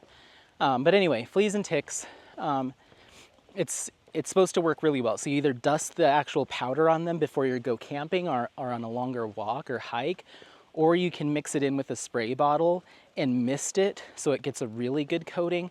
I don't know if I want to do that. I think I might just dust it on very lightly when we go on hikes, maybe like around, pretty much everywhere, I guess. It's not a huge issue here in Colorado. Like if you look at the nationwide, surveys that they do of dogs or animals that get fleas and ticks, Colorado is low. It's really prominent more on the East Coast when you have thicker woods and stuff. But we do go up into the mountains quite often. It's rare that I'm having him run around in dense trees and stuff. He's usually on a trail. But sometimes he is. So he is at risk at certain times, but I don't think it's something I need to give him as a medication that's in his system every single day, even when we're walking around the neighborhood, Like, I don't think he needs flea and tick prevention 24/7 for 6 months straight, especially if there's potential risks involved. But stuff like this where there's this high grass and stuff, I do worry about it. So I need to get a spray bottle or get a little baggie of it with like either a makeup brush or something like that. And then when we get out of the car, just dust him over with it. And diatomaceous earth is not damaging to larger mammals that don't have exoskeletons. It can be if you inhale it in very high quantities. It can damage respiratory tissue because it's essentially like little tiny microscopic bits of, not glass, but it's old fossils. So it has an abrasion to it that can cut. So if you're huffing it over time, yeah, it can be really irritating to your lungs. Battery died. But yeah, I would just dust that over him and avoid his essentially ears forward so he's not inhaling it or anything like that. So maybe that's why people spray it, is so it sticks a little bit better. I'm not sure. I'll keep researching it. But I didn't re-up his frontline medication because I just don't know if it's that imperative given his lifestyle. If he was a farm dog out in the fields, or if we lived up in the woods, absolutely I'd probably do it anyway because the pros outweigh the cons. But that's just, he lives a more sheltered life and a more city boy life than that. And so I just worry about it. So but I won't get into why I'm worried because I'm not trying to fear monger you into making any choices with your own pet, and maybe you're not aware of any potential risks and stuff. And I'm not here to scare anyone into doing anything except for wear sunscreen. So if you want to research it more and go down that path, feel free, but I'm not trying to tell you to make different choices with your pet, similar to like when we talk about dog food. It's not my call to make, so. But just wear sunscreen, please. Whew, speaking of which, I may need to, maybe I can reapply while we walk. The sun still hasn't fully set and it's been about an hour and a half, so I'm due for another slather. Let me take these off. Hold on, everyone. Sorry, you're having to see me powder myself.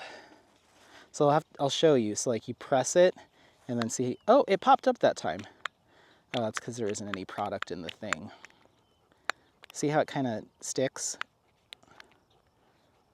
And I gotta squeeze it out and squeeze. It's just annoying. It's a very first world problem, but if I'm gonna buy a sunscreen that I'd rather buy a sunscreen that doesn't do that, you know?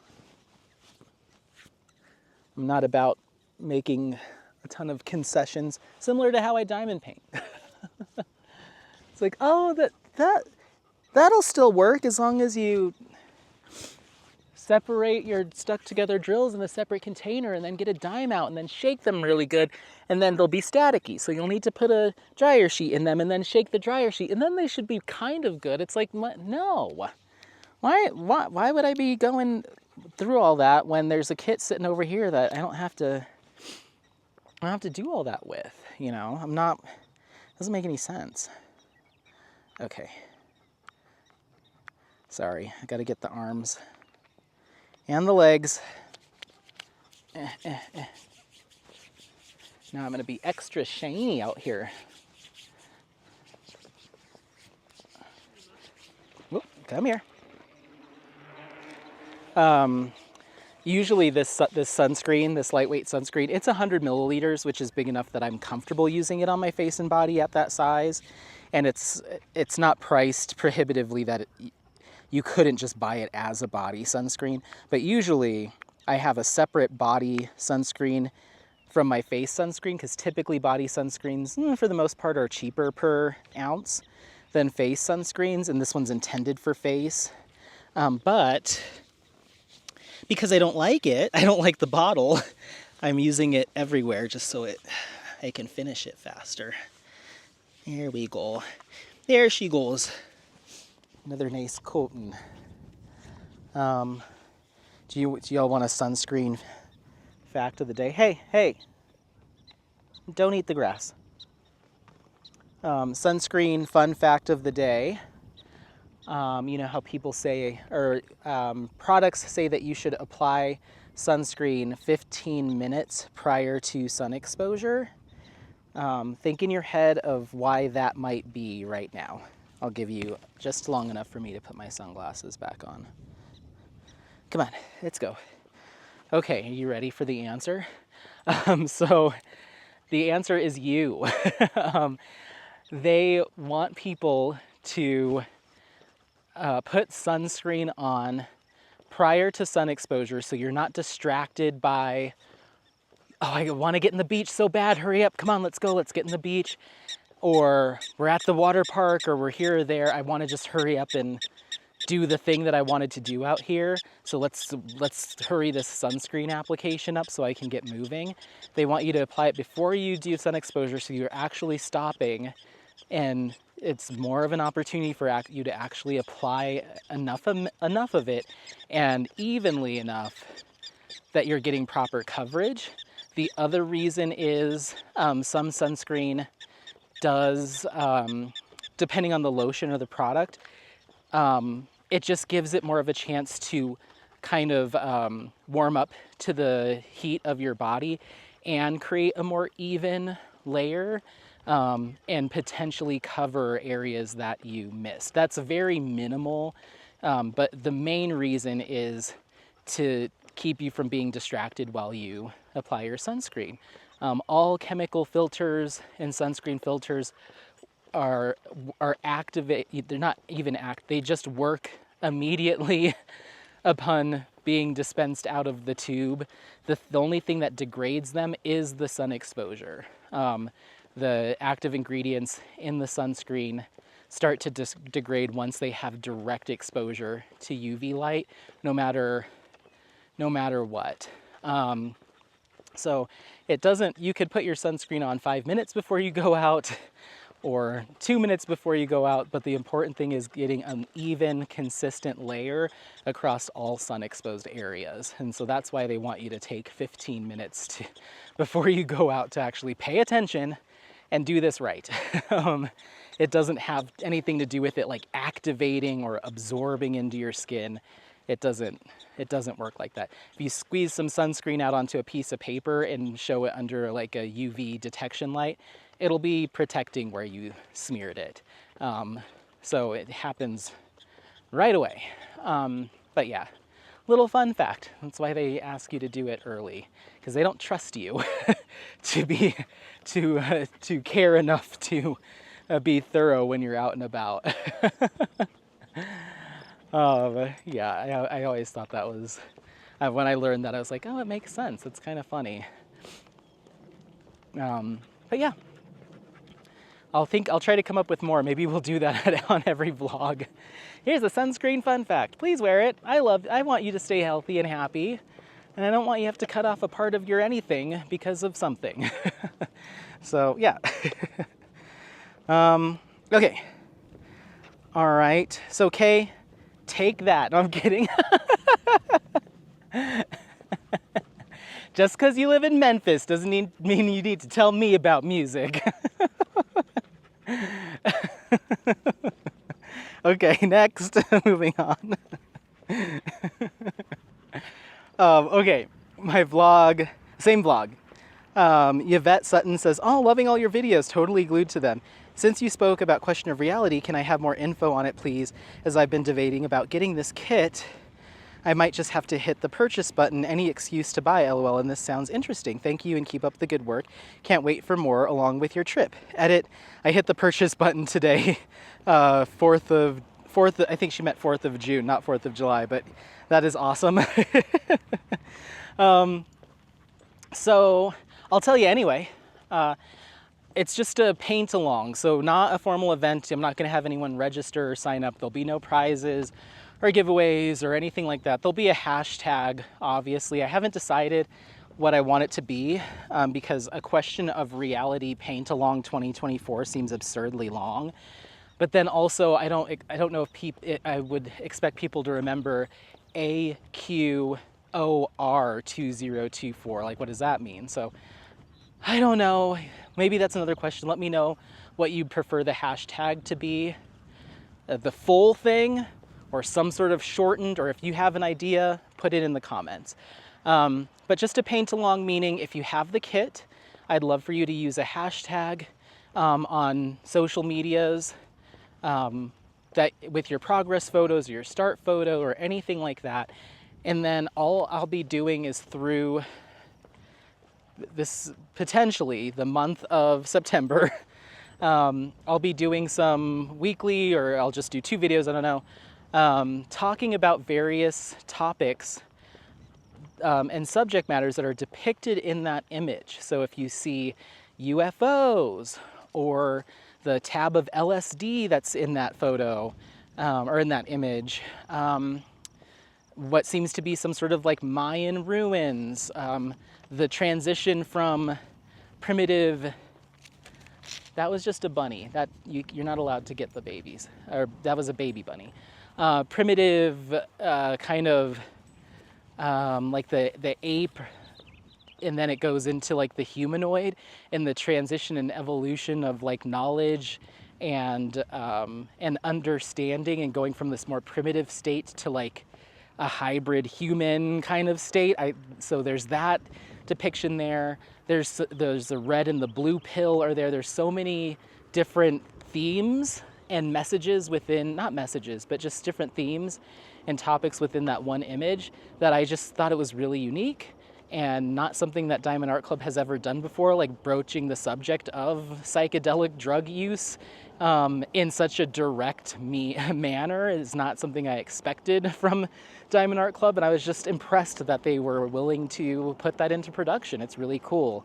So I wanted to do a paint-along event about it to discuss a little mini dives into some of those topics, and maybe my personal opinion or experience with said topics, and just engage in a conversation about them. And so I'll just be putting up special videos for that during the month of September, potentially October, we'll see. But I'll do a formal event, a paint-along announcement video in August, so you'll have all the official details. And so you're not required to have the kit. I'm not asking you for a new start or to purchase it, but if you are so inclined and feel so inspired to work on that kit throughout the event or before or after, I'd love to see it. I'd love to see it. I think it would be really cool. So that's the breakdown of that. Very low stakes, very low commitment, but I'd love to see people working on it.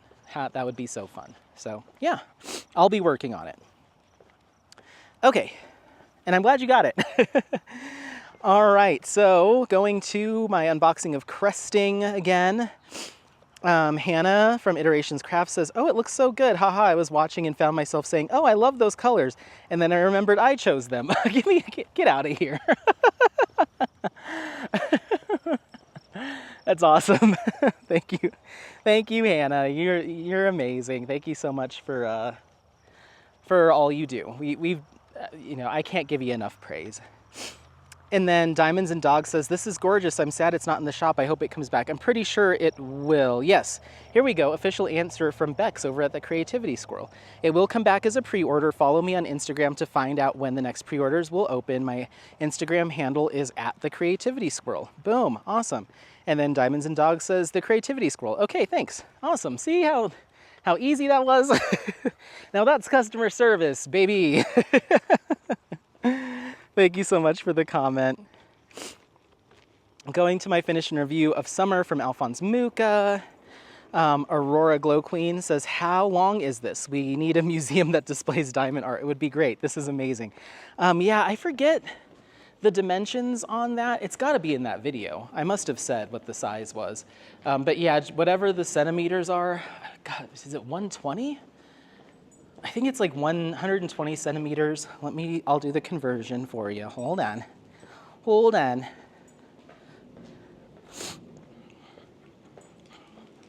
120 centimeters to inches. That is 47.24 inches. So about just a little over 4 feet long. So yeah, it's a big one. I have it hanging in our upstairs hallway, just down the hall from Winter by Alphonse Muka and Diamond Painting Shop. So I've got 2 of the seasons hung. I still have Spring from Distracted by Diamonds to do. And then I have Autumn from Jaded Gem Shop. And then all of those are gonna go in that hallway. So we'll have all 4 seasons hung up. And then all the other Mukas. The only thing that I have hanging up in the house, oh, that's not true. I was gonna say the only thing I have hanging up is Mukas, but that's not true. I have 3 Mukas hanging up, 2 in the hallway, 1 in the dining room. Then I have Head of Medusa hanging in the dining room. And then I have Borealis by Henry Clive hanging at the bottom of the stairs. But those are all and then I have Masks by W.T. Benda in the kitchen. So yeah, those are all my diamond paintings I have hung. There's a ton at work. At the office, there's way more, but that's what I have at the house. And then Primrose will eventually go up in the house. Basically, I'd like to keep all my old masters, be the ones that I hang in the house. But we'll see. Thank you for the comment. And then Peggy Gottschall says, you don't know who Def Leppard is? I'm old. I'm going to go sit in my recliner and be ancient now. It's not that. It's not the age of the band or the era of the band. It's just not the style of music that I was raised on, and it's not what I would really gravitate towards too. Like pours, what is it? Sugar, pour some sugar on me. That to me, when I think of that song, what I think of is really poorly done karaoke renditions. That's really my only point of reference for that song. I don't have any positive connotations associated with that song in my memory. It's just, you know, bachelorette party, we're all drunk. You know, I'm gonna sing a song, I don't even care. I'm gonna sing it, I don't even care. And then you know, so on and so forth. So that's how I remember that song. So we all just have different, you know, we just have different tastes. But yeah, you give me a little wordy rapping hood from Tom Tom Club, and I'm like, ran san san, uni uni uni, ran san san, I kaya yippee I kaya, ooh nikichi, wrap it up with a common good. Let us wrap you with something neighborhood. Mumuchi. They think they speak French in that song too. I like that. You tell me that you want to go live in your own private Idaho. I know exactly what you're talking about. You want to be a rock lobster, down, down, down. I'm there for you as well. What else? Like, I don't know how else to prove to you that I'm not stuck in 2010s, 2020s by any stretch of the imagination. I know so little of that in comparison to like new wave. What is it? Blondie, Fab Five Freddy told me everybody's fly. DJ spinning, I said, my, Flash is fast, Flash is cool, Francois Chauffeur, something else French, and you don't stop. Shoe shot, go out to the parking lot, and you get in the car, and you drive real far, and you see a light, and it comes right down, and it lands on the ground, and out comes a man from Mars, and you try to run, but he's got a gun, and he shoots you dead, then eats your head. Now you're in the Man from Mars. You go out at night, eating cars. You eat Cadillacs, Subarus, I don't know the rest of it, but you know what I mean. Like I'm there with you, okay? Wait, Cadillacs, Lincolns too, Mercurys and Subarus, and you don't stop. You keep on eating cars. Then you go out to the bars where the people meet, toe to toe, dance cheek to cheek. I don't know. So on and so forth. Okay, all right.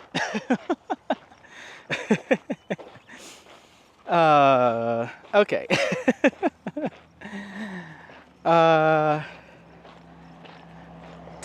What else we got? Hold on. Let me like and heart. Okay.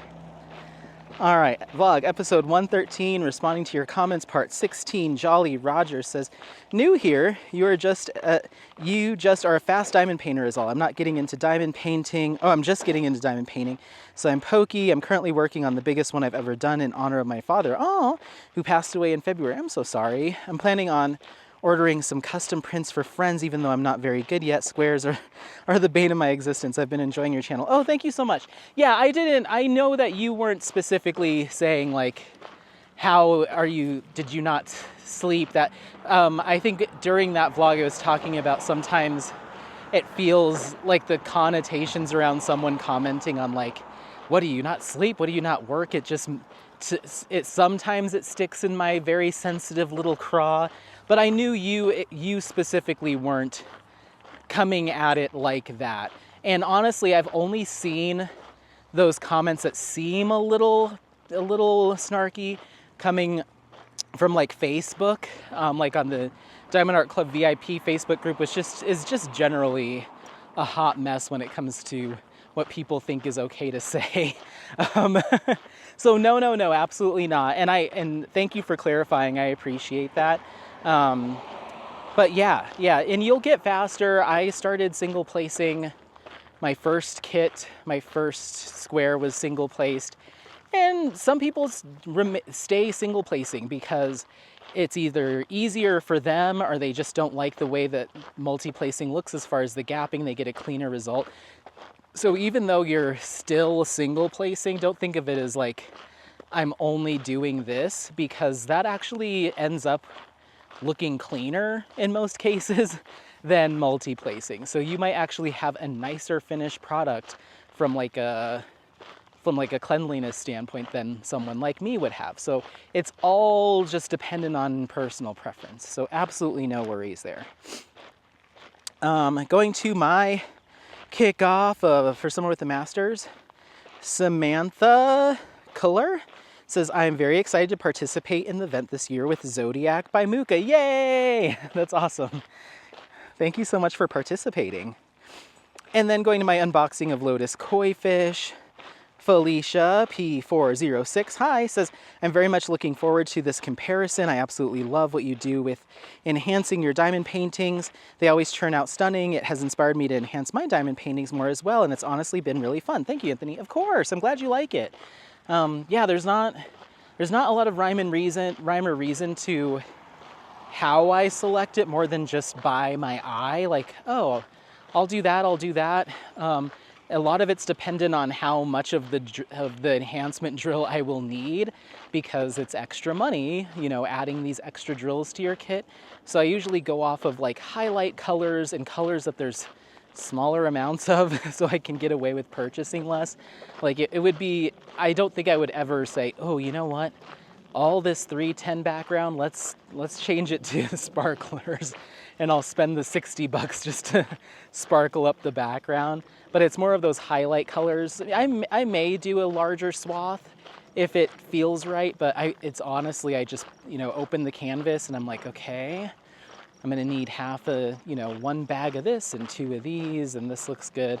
But I'm more than happy to film the next part of this, and so to show you how I'm doing it. It's not necessarily, it's not a plan of attack. What am I trying to say? There's no methodology. It's not a specific method, but I'll show you what I do. It's just, it might not be the same every time, you know what I mean? So you'll just get to kind of see the randomness of it all, and maybe, hopefully that helps somebody. So yeah, thank you. Felicia goes on to say, in regards to my finish and review of Summer, hi Anthony, the more you share Muka's art, the more and more I feel like I need one of his panels too. They are so beautiful. This finish is absolutely gorgeous. Thank you for sharing. Of course. Yeah, anytime I can encourage someone to explore Muka, I will, because I'll be completely straight up honest. The first year I did Summer with the Masters as a participant and not a co-host, there was a lot of people doing Mukas, and so I have this reverse reaction to a lot of things. When they're super popular, I'm automatically like, no thanks. So like if there's a super popular movie, I'm not gonna see it until people stop talking about it, and then I'll go see it, because I don't want to. Have you seen Barbie? It's like, stop asking me. Like, oh no, I haven't, and I'm not going to, because no one will shut up about it. So, so like that, or like, what was that freaking show? Squid Games. Oh my gosh, when Squid Games was a thing, everyone thought I would just be head over heels for it, because I'm into like Korean like culture and pop culture and music and skincare and all that stuff. So when Squid Games came out, oh my gosh, Anthony, I'm sure you've seen Squid Games. What do you think about Squid Games? And I'm like, it was on my list to watch, but I'm just sick of hearing about it. So I'm never gonna watch it. I'm not watching it. So that's how so that's like I'm such a little rebel, I guess. It's probably very millennial of me to be like, I'm not doing the trendy stuff. And so the first year I did Summer with the Masters, there was a lot of Muka. And so it's just like, oh, another post of Muka. Here's another spring. Here's another this. Here's another that. Like everyone's doing Muka. So that's when I went and was like, I'm doing Head of Medusa. I'm doing all of it. I'm going to do something with a bunch of blood and guts and gore because, you know, like these pretty panels seem to be what's in. And I also associate it with like, they're essentially the old Masters version of the princess panels. Like everyone's gaga for these princess panels, and the Muka panels are essentially the old Masters version of a princess panel. And I was just like not about it. But once I actually took a closer look at the actual panels and saw all the detail and the drama that it you know, like I started to develop an appreciation for the artwork itself as opposed to the popularity of the artwork. And I no longer felt that I was hopping on some sort of like Muka bandwagon.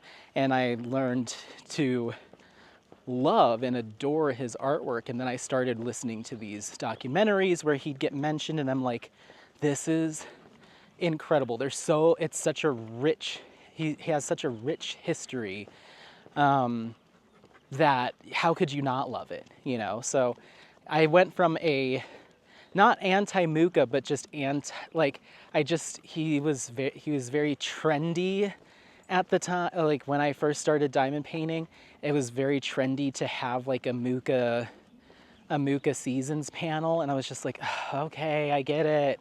Everyone loves Mukas, but what about all this other artwork, you know? And then I very quickly was like, there's so much here, you know? And not only that, they're beautiful. They're beautiful. You can't deny that the artwork is beautiful. So it might not be your style or motif, but you can't deny that it is very attractive, eye-catching pieces. So anyway, thank you so much for the comment. Going to my kickoff for Summer with the Masters, Tabitha Najili. I messed that up last time, and I don't think I've gotten a correction on that yet. Says, hi, I do have a question. I ordered my piece back in April and it's not here yet. Should I wait to fill out the form until when I get it, or should I fill it out now? This is my first year doing this. Oh, fill it out now. That's fine. No, we're not going to know. Fill it out now. You know, it's honor system. As long as, you know, you do receive it and you start working on it as part of the event, that's okay. That's okay. I would rather you be eligible to participate in the giveaways for this first round than to miss out, because you have the intention of participating, and I think Katie would agree. So, are these bugs just bothering you? I see that fly trying to get on that ear. I'm sorry. We're almost done. You're just so sweet looking. They can't help but want to get a little taste of that butt.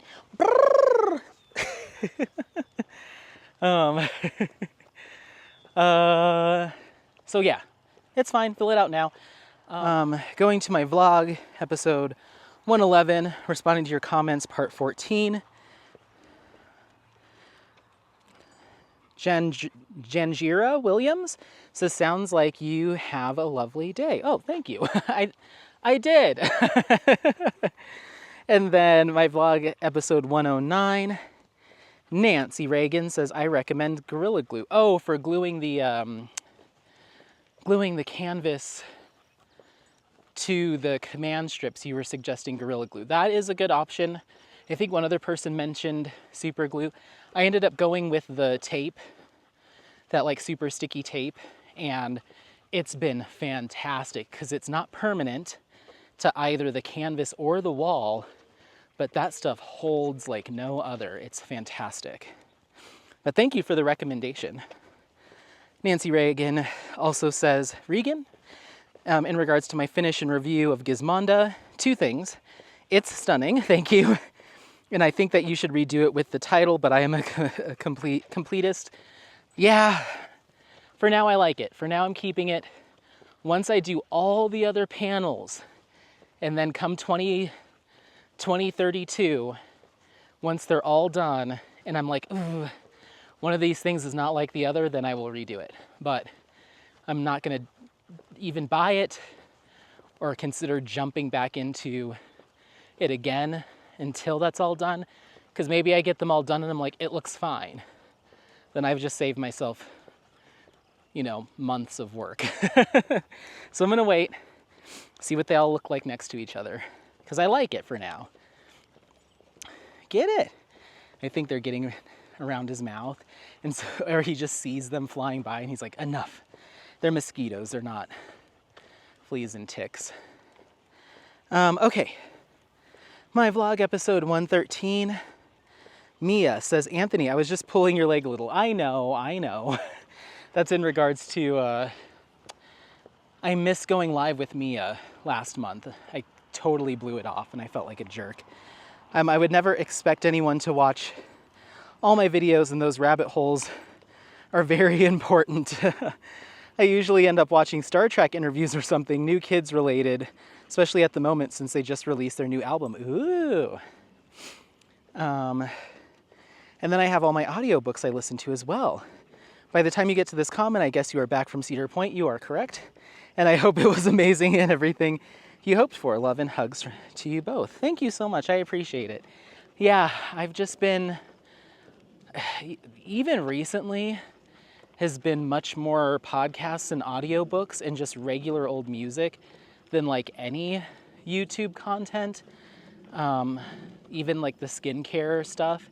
I've just been getting burnt out on like, I think I'm just getting burnt out on social media a little bit. Like, not so much the content itself, but I'll usually, maybe this is just, I just need to stop doing this, but I'll usually comment something like, oh, thank you so much for the video, or this was really good information, blah, blah, blah. But so much of it when I go into the comments is people just like complaining about the content that's been put up, or being like, for instance, a skincare content creator recently put up, she's a board certified dermatologist, mind you. She did a review of a new skincare line that came out from another dermatologist that's a content creator. She's like, these are actually really good formulations. They seem like they would work well for sensitive skin or skin that's experiencing skin irritation, such as eczema. These look like soothing formulas, and also really good for people with hyperpigmentation. Like, great info, in-depth look at the formulations. And somebody, like, the very first comment was, every 2 seconds another influencer like this is releasing a skincare line. This is such a waste of money. All you need is prescription strength retinol and a good glycolic acid in a sunscreen. You don't even really need a face wash, basically just devaluing the entire video. And the video was not a comparison of this versus this. It was just, these are products that came out. They're formulated well. I think they would work for these people. Very straightforward. Not selling you on anything, not trying to convince you of anything. Like, these are just nice. And someone was just like so irate at seeing yet another influencer brand. And it's like, no one was even talking about that. And so, hold on. I feel like every piece of content that I see now, there's people just chomping at the bit. And maybe this has always been the case and I'm just more sensitive to it now because I create my own content. But like, people seem to go so far out of their way to be negative and complain or have a problem with the content, as if someone's chaining them down to, or gluing the phone to their eyes and forcing them to watch it. It's like, this isn't a requirement. This is not a requirement. No one's really asking for your feedback. the comment section is there, but it's not necessarily there, you know, it doesn't say air your grievances here, you know, but that seems to be the default more and more of people feeling obligated to chime in with some sort of negativity. And it just doesn't make, I'm just like, don't watch it. You know, I want to see my channel grow. I'd love to see more subscribers come around, but not if it means that, I don't know, it's such a touchy subject, because I don't want newer subscribers or people who have found this channel recently to hear me say something like that of like, whoops, sorry, I'm trying to swat these gnats out of the way. Hear me say something like, if you don't like it, then don't watch it. That sounds so like stubborn, you know? And I don't mean it in that regard. I just mean it as if you're not having a good time and you're really not enjoying what you're watching, I hope I'm not making anyone feel like I'm forcing them to go to have a bad time, you know, or they don't have any other choice but to watch content that they don't like. That's absolutely not what I want to do. And I don't want to inadvertently gather a bunch of folks around that are watching my content that are not liking it, or like they call it, I think, like hate watching, where it's like, oh, here comes another crappy Anthony video, my favorite, I can't wait to tear this one apart. Like, that's not the attitude that I want to cultivate here. And so, but I feel like it just happened. I'm seeing it more than I've ever seen it before. I'll go on to a video and I'm like, that was good. And then, you know, I enjoyed it. I'm going to let that content creator know, especially smaller beauty content creators. Like, thank you so much. That was really informative. It's like, I would never do this, or I can't believe you said this or would suggest this. And it's like, you absolutely have the option to stop the video and move on. Like, and that's so much easier for everybody, because you're not wasting the time writing a sassy comment. The person who created the comment doesn't have to be, doesn't have to feel like they're berated or feel bad about what they're trying to do on YouTube or on Instagram or wherever. And they don't have to take the time to address the negativity. It's just a huge waste of time for everybody. And so I don't think it even comes from like, or maybe it does stem from, I'm trying to help this person be better, but that's rarely how it ever comes off, because nobody's willing to actually process their thoughts, or not nobody, but from what I see this quite often, it's usually just a quick one sentence or few word response, hated it, I would never suggest this, without any context or detail or anything like that to provide any sort of addition, like why. It's just the hot take, you know, here's the take. I mentioned this on my vlog talking about my experience at Cedar Point, but I just feel like there is this, I don't know, social media is like, it's just weird, you know, it's weird. And the YouTube comment space and the Facebook comment space is just not a place where I feel like I thrive or feel really good at. And all it does is make me want to like correct people or call them out on being nasty or spreading misinformation. But then I start to feel like I'm becoming nasty, and it's just this like cesspool of stuff. And I'm so lucky that I don't really have that at all here on this channel. But maybe it's something I need to like mentally prepare myself for. I don't know. I don't even know where that started, where I started with that. Let me go back to the comment.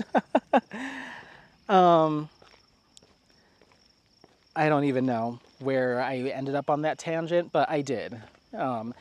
But yeah, how did I get there? I usually end, oh, like why I'm content I'm watching. So I need to stop looking at the comments and just watch the video and move on, and maybe not even leave I like to leave comments to support people, but then I read like some of the comments that are there, and it's almost all like there's always one right away that's like stupid, hated it, you should have done this different, and it's like we're talking about moisturizer, like calm down, you know. But anyway, but I'm totally there with you, Mia. I keep going down tangents, and I'm glad you're not mad at me. And I had a fantastic time at Cedar Point. All right, Felicia says, oh my goodness, that artwork is absolutely stunning. She is going to be gorgeous. I love the color palette so much too. That was in regards to cresting. Thank you. And then Katie Parpart said, beautiful artwork. Enjoy. Thank you. I will. And then going to my vlog, episode 113, responding to your comments. Lisa Noof says, hi, Anthony. You had asked if I had anything published when I mentioned I was a writer. Yes, I have had 3 books of short stories published with my co-author, 2 of which are Christmas themed. However, I haven't written in several years. These days, I'd rather diamond paint and listen to YouTube creators such as yourself. Oh, thank you. I enjoyed the walk with you and Apollo today, and I hope he didn't get sick from the Whopper he ate. No, he was fine. He is fine. He's a trooper. But I work so hard to keep him from eating human food, and he doesn't get any human food fed to him. So when he is able to scavenge it, I'm like, oh, you're breaking the streak of, you know, 2.5 years, no human food. Because he just doesn't get any other than like, oops, someone dropped some tortilla chip crumbs. I'm gonna go clean that up. Like, he loves doing that. He goes through and sweeps up after my roommates. But other than that, he doesn't get any human food. So when something like that happens, I'm like, oh, I didn't have control. I want control. So, but it's okay. And then the small shop spotlight for the creativity squirrel, Poodle Paws, says, this is a wonderful interview. Thanks so much for introducing us to Bex. Anthony, I'm definitely going to have to keep an eye on her shop. Please do. That's awesome. Then my kickoff for summer with the Masters. Alina Gordon says, thank you for hosting this event again. Of course, I'm happy to.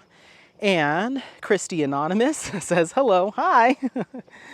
And then my vlog episode 111, Alley Cat says, hi Anthony, thanks so much for considering my comment about enhancing square diamond kits. I recently did Glass Mermaid from DAC using the DP with sparklers enhancements. While I really like the sparklers for squares and the bubbles for squares, I do see the grid lines around these drills. Oh yeah, that's true. I would imagine that if I enhanced a Jaded Gem Shop kit, which I order without grid lines, that wouldn't be any issue at all. Yeah, you should be fine there. I guess what I would like to see you discuss is if you tend to use different types of enhancement drills on square canvases than if it were a round. Also, do you know of other types of enhancement drills other than the usual ABs, dust drills, crystals, metallics? Thank you again so very much. Love all you do. Of course. So in regards to, do I do anything different with my square drill enhancements? No, not really. I've only enhanced one square, well, no, that's a lie. I've done 2 square drill kits. I did whatever that one was that I did for my aunt, the Christmas one. What was that called? Oh no. I don't remember, but it was from Diamond Art Club, and it was a Christmas kit, and it was like, there was a church and a house with some people in a horse-drawn sleigh going towards the church, I think. I don't remember what it was called, but I did add some crystals and some metallics to that kit, and that was completely spur of the moment. I just was like, oh, wouldn't it be nice if the wreath had some crystal in it or this and that. So I just kind of picked areas as I was working on it. Like, I'd get to the bow of a wreath and I'd be like, I'm gonna just grab some crystals. And that was based off of just what I had sitting around in my storage container, so that was completely unplanned. I just was like, ooh, I've got some red crystals, I'm gonna pop them in here. So that was completely unplanned. I was just enhancing as I revealed a section, was like, oh, I'll just drop a couple of these. And then the other one I did was astronomer, and I did plan that one out. I selected a few sparklers for squares from Diamond DP with sparklers, and that's how I did that one. But that was, again, kind of, once I kitted the whole kit up, I just went through my containers and I'm like, oh, there's just a, half a container of this, and I'm gonna go ahead and swap that for this color that looks similar on the website. And I think it would look good here. So I just looked at the canvas where that color was, and if it wasn't gonna be a huge investment to swap it, I just went ahead and swapped it. So that's kind of how I did that. But as far as what I've used for square drill canvases, I've only ever done square metallic drills. I have used those. And some square crystal drills. I don't even remember where I got those, to be honest. And then the sparklers for squares. Those are really the only things I've used. There's also, I think they're called big sparklers for squares, or big metallics? I have used those as well. And those I bought after I had finished the kit. Or I think maybe I had them. I think I bought them as part of like a gift set from DP with sparklers, but I finished Soul of the Rose back in 2022, and the hairpins in her hair from Distracted by Diamonds just didn't look quite right to me, because they just looked like they just were a square, and they were just very pixelized, which makes sense, it's a diamond painting, but they just weren't giving off the fact that they were hairpins or were supposed to be decorative. So I was like, oh, these big squares, or big metallics for squares that they have, take up four drills, which is exactly what these are. Let me just play with them. And you can go way back to my video. I think it's called This Is How We Do It. Way back to my video where I was fussing with those hairpins, because I sat down and I grabbed all the different square enhancements, the metallics and stuff that I had, and I put some on, and then I would pry them off and try the next one, pry those off, try the next one, till I got to one that I was happy with. So that's a really good example of me just like playing with drills. And I landed on wanting that one drill to be 4, so it looks like an actual like pin, and I thought it looked really good. So you can go back to that, but yeah, it's so tough, to be completely honest, when it comes to me and enhancements, because I really just eyeball it. So it's hard for me to like give you a concrete step 1, this is what I do, because I don't have that. I really don't have like a set method. It's just kind of really comes down to, I think the first thing that I pay attention to is how much money is this going to cost me to enhance what I want to enhance. And then I start looking for like the drills that are like half an art dot container or less, and I'm like, okay, this is where those are. That'll look pretty good. But I don't have a science behind it. I wish I could give you more and not be so vague, but it really is by eye and by how much I'll have to spend to make it happen. And then I just kind of cut down from there. But I think that speaks to the fact that you're like, you mentioned, oh, they always look so good. I think that speaks to how foolproof it really is. And I think people worry too much about it and read too much and overthink it, because it's an investment, not only to buy the extra drills, but you're potentially messing up a kit that already cost a lot of money. So it feels scary to deviate from the set plan, because you don't trust yourself or don't want to screw it up. But at the end of the day, as long as it's a similar shade, or even not even super similar, but as long as you're not swapping out like a neon pink for a black, or a dark purple for all the yellows and stuff, it really is going to be okay. I promise you, it really is going to be okay. And it's not as bad. It's not as hard as it looks. And even when I've made a decision to enhance a color and I start working on it, I'm like, oh, I don't think I like this. I don't say that when I do my finish and review necessarily. I'm like, oh, I guess it's fine. And then everyone's like, oh my gosh, this looks so good. And in the moment when I was diamond painting it, I was like, crap, why did I do that? There was one in particular, what is it? It was called Bumblebee by Jasmine Castillo and Distracted by Diamonds. Go look at that finish and review. That is the perfect example of how I thought I had completely screwed up that canvas with the enhancements that I chose. And people seemed to like it. And my mom really liked it. It was a gift for her. So it really is, I say, just go for it. Stick with DP with sparklers. To be honest, if you want to make it easy on yourself, stick with DP with sparklers. If you want to do a square drill kit and you don't want to see the grid lines, go over to the crystals, go over to the metallics, all the things that are square shaped, and look for similar shades and tones of color and see how much of it is on your canvas. If it's all of the background, then probably don't do it. If it's big, huge sections, probably don't do it. Look for those like highlighting colors. So let's say you're looking at a flower petal. Also, don't do skin tones, don't do body parts. You typically, unless it's like some sort of fantasy thing where like the skin tone isn't a normal skin tone, like they've got green skin or something, then maybe you can play with that. But let's say you're looking at a flower petal and it's a pink petal. So it's charted with a dark pink, and then as you go further out on the petal, there's like a mid color and then a lighter tone. There's those three tones on the petal. Go with the outermost tone, the lightest tone, and enhance it. Just do it. Find a pink tone that's similar, even if it's closer to one of the other tones of pink than it is to the one you're enhancing. Do it. See what happens. And I promise you it's going to look good. I would say, and keep them similar tones. So I wouldn't take like an old masters and find all these neon colors to add. Like Anthony said, green for green. I don't mean taking a neon green and putting it on like an acid green and putting it on your Monet. I mean, find similar drill types. Like I would do maybe a crystal or an AB for an old master if I was to do that, or maybe a nice metallic. But it's so dependent on the kit.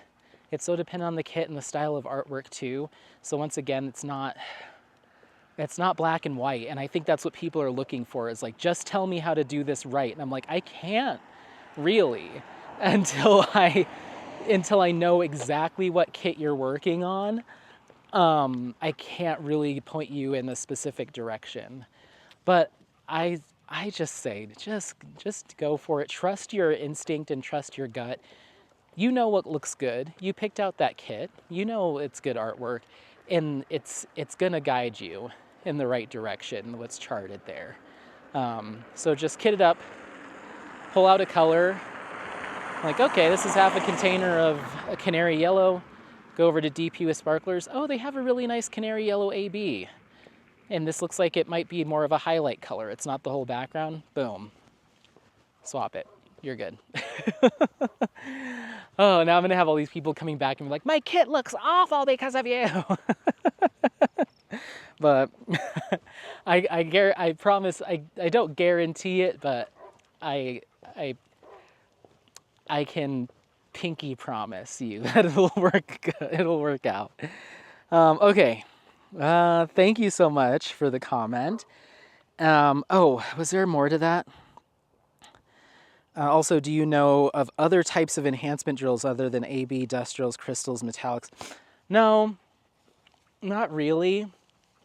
The sparklers for DP with sparklers are kind of in a class of their own because they're glass and they have like a range of colors, whereas like an AB is just, a 555 AB, whereas like the sparklers, you go get one called Firework that has like purple and yellows and reds in it. That's also why I really like working with those drills, because even if you're not getting the shade perfectly right, they throw other colors. So it's not about being a perfect match, because it's giving off a whole bunch of different shades.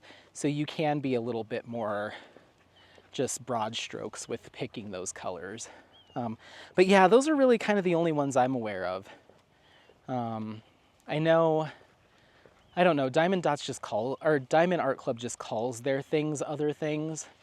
There's glow drills. You have the glow in the dark drills that you could always look at. But yeah, those are kind of all the ones I know of too. Okay, so Alley Cat goes on to say for my small shop spotlight, Anthony, thanks so much for this. It was very interesting. I hope you can do more interviews with folks from the community.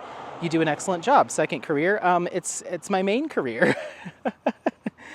My main job is working in HR as I'll just say recruiter. My company has their own special name for it. But that's what I do, is like phone screening and interviewing. That's like my job. So it is my only career. And that's why I really like doing it, because I like getting in people's heads a little bit and learning about them and prepping questions and coming up with follow-up questions on the fly. I've been doing it since 2009. Oh my gosh, almost 20 years. I've been doing it for a long time. Working as a recruiter, talent coordinator, talent specialist, whatever. Every company has their own word for what I do, but I try to find people that'll be a good fit for the role and weed out those that are faking it. Just kidding. But yeah, that's what I do. So I think that's probably why that seemed like such a natural style of content for me to put together. And I love doing it. It's all about just me having the time to do it, and making sure I can coordinate well with the small shops, and finding small shop business owners that are willing to do that, because not everybody wants a spotlight on them, and not everybody likes to be in the hot seat like that. I've just been lucky enough to find a few shop owners that are willing to, are comfortable or willing to step out of their comfort zone to do that, in the name of highlighting their business. And I'm also picky too. I'm not going to just throw a bunch of emails to every small business or diamond painting business in existence. I want to make sure that it's a business that I'm happy to stand behind and happy to highlight and support. So it also isn't about just trying to, like, I'm not out here thinking like, oh, this will drive that shop's sales, let me reach out to them and like try to pitch them on, this will be great for your business, your sales will go up, blah, blah, blah. It's not at all about that. It's more about just my curiosity and shops that I think it usually happens when I'm like, this shop or this person needs to get it under this spotlight so that people can appreciate them as much as I appreciate them, and that's usually how I've gone about asking people to do it. So I'm also picky as well. And there's also a lot of shop owners that are like, yeah, no, there's a reason you don't see me with the YouTube channel or on Instagram or anything. I'd rather just work behind the scenes to get people a good product, which is completely valid. And oftentimes that's the best direction to go. So yeah, it'll happen again. I don't have anybody in mind right now. I'll be completely honest. I don't have anybody in the pipeline. It just happens organically. I'll come across a shop and I'm like, please tell me more about you, because this is awesome. So anyway, all right. Going back to my unboxing of Cresting by Iterations Crafts, Elisa Maria Design says, I love Hannah. Her artwork is stunning. Yay! I'm glad you like her. I love her artwork too. Going to my unboxing of Rebreathe by Yume Art. Michelle DeBryce says, Anthony, think nothing of the background noise going on during your filming.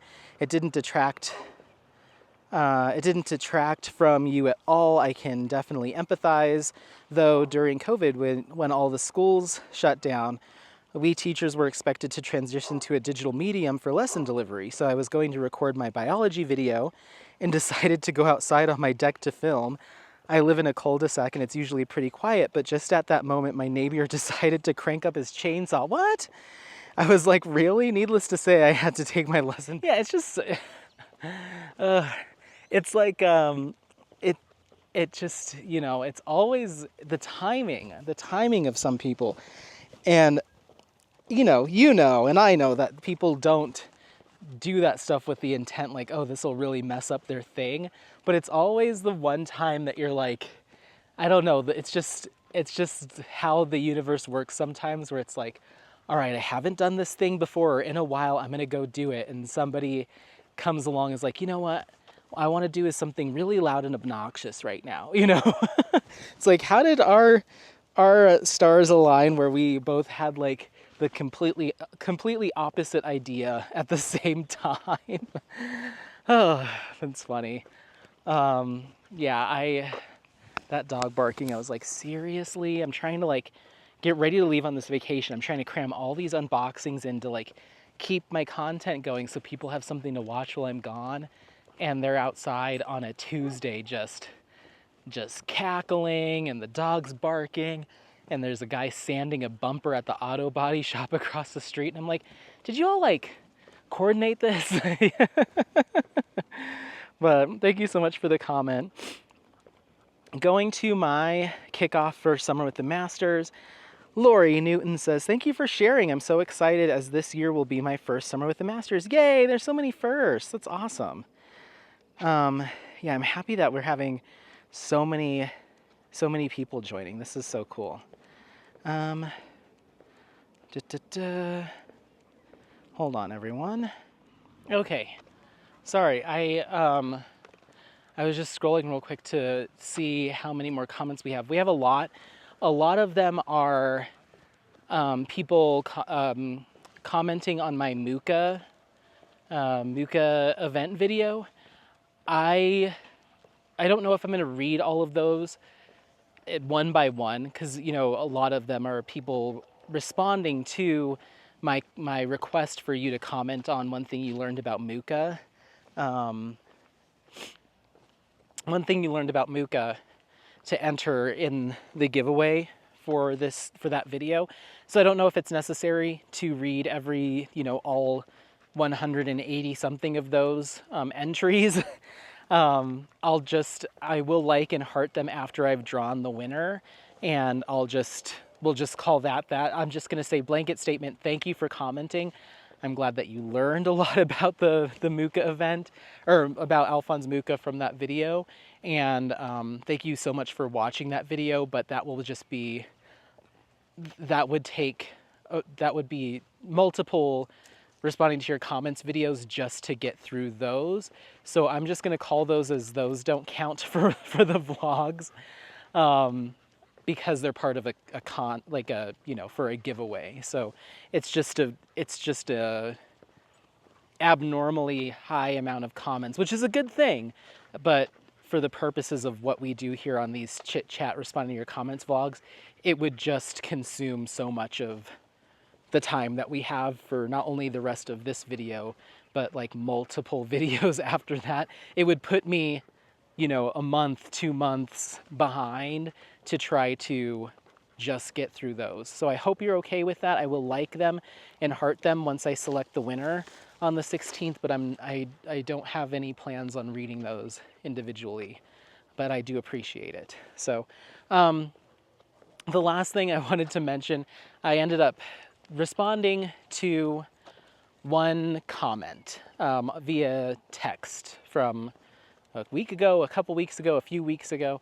I did end up responding to a comment, and I typed it out because it got me a little heated. I'll be completely honest. And then I ended up filming a video kind of talking about my thoughts on this comment, but I ended up just calling it me venting, and deleting or not posting it because I don't think it's necessary to go that in depth about it. And I felt a little bit bad because I like mentioned the person who commented like directly, and then I learned that they do watch my other videos, and I just don't want someone to feel like personally called out. I don't think that's necessary either. I don't think that's that's the right way to approach that as a content creator, or just to be nice in general. But I also want to clear the air about the situation, so I'll talk about it in generals, and I'll keep it brief and I'll keep it light before we talk about the 3,000 subscriber piece. Sorry, I'm just pacing around the car at this point. How are we looking on battery? Oh, we're looking pretty good.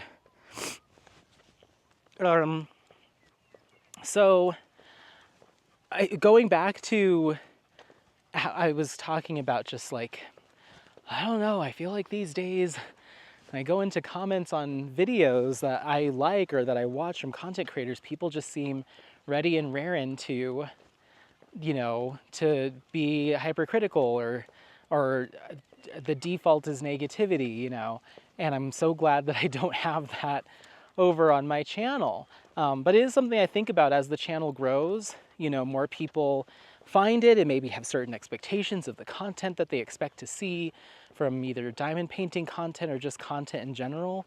And so they might not have any other reference points for the type of videos I normally put up, or what my style is or my attitude. And so they see my videos and they're just like, ugh, this isn't what everybody else does. So I know that's going to happen from time to time. And at first I was like, well, I'm going to stand up for myself and I'm going to defend myself if someone comes in here, guns blazing, trying to give me stage direction on on what type of content to put up or how I should share that content and stuff. And so someone did leave a comment that was kind of giving me some stage direction, but I took it a little snark, like it came from like a snarky place. And so I did get really defensive, and I'm like, just like I said, like, you don't have to watch my videos, or like anything I do. And the terminology that was used, and I think that stuck with me, is you made me, or you make us watch, you make us watch XYZ. Why wouldn't you edit that out? Or, you're gonna make us sit here and watch you do this? And I'm like, I'm not making you, like, this, my attitude was like, I'm not making you do anything, like that. I'm not forcing you to sit down and watch my content. No one's holding you at gunpoint. But I can also see where that response comes off as like, this is an unwelcoming place, and that's not my intention. So I responded, I gave energy for energy. I was like, you know what? You don't have to watch you don't have to watch my videos. You don't have to comment. You don't even have to be here at all. So no one's forcing you to do anything. Like, you're free to go. But I don't like that either. So I'm just trying to find that balance of like, how do I stand up for the content that I create and show that I'm proud of the content that I put together and I stand behind it, but not come off as like jerky, even if that's the energy that I feel that I'm getting. But on the flip side, I also don't want to be the type of person that just takes it, because I don't want other people to see that, newcomers to see that and be like, oh, okay, cool. Like, I can come in here, say something rude about Anthony's content, and he just has to eat it, because he's a content creator. He wants his channel to grow. He's not going to rock any boats. You just got to shut up and take it. And I'm also not that person. So I'm having this internal struggle of how I approach this stuff. So regardless, it's fine. This person ended up commenting again saying, sorry for the snarkiness.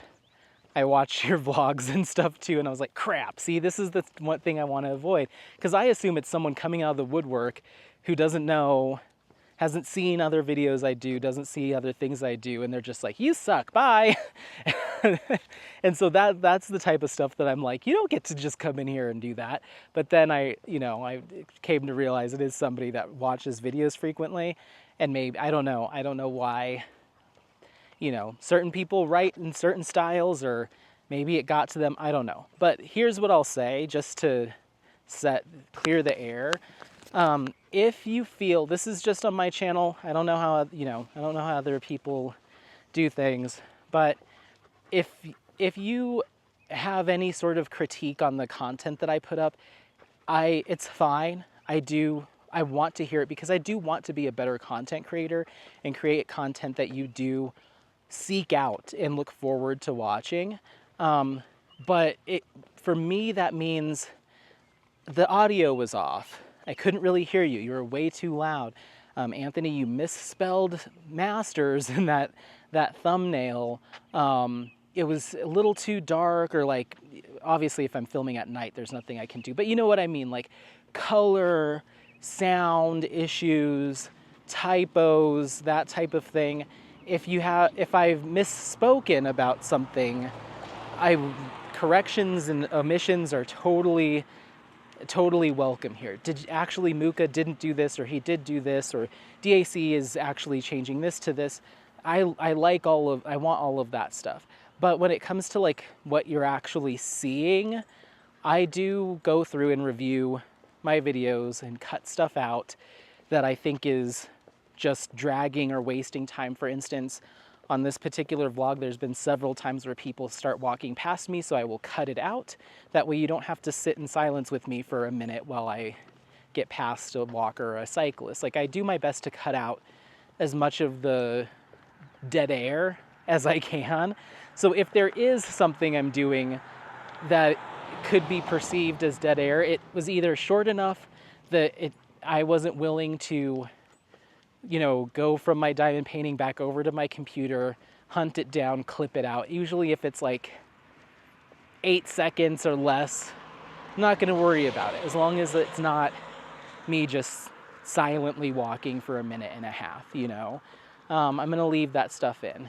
Alternately, if you see me do something, for example, stop what I was doing on an unboxing and go start a cup of tea or a kettle of tea, that's intentional. In that specific example, for instance, theoretically, if a diamond painting shop that I really want to support and love sends me free goodies, and one of them happens to be a package of tea, I might think it's cute to show that I actually use that stuff and show my appreciation for the free gifts by going over and spending the 12 seconds, 18 seconds to fill it up with water and set it on start, because I think it adds to my appreciation of receiving that gift, and the ambiance of like, I'm making a cup of tea and we're diamond painting. And I wouldn't just leave that in if I thought that that was dead air, or I had not intended on people seeing me. Like, I wouldn't just stop an unboxing and be like, oh, you know what?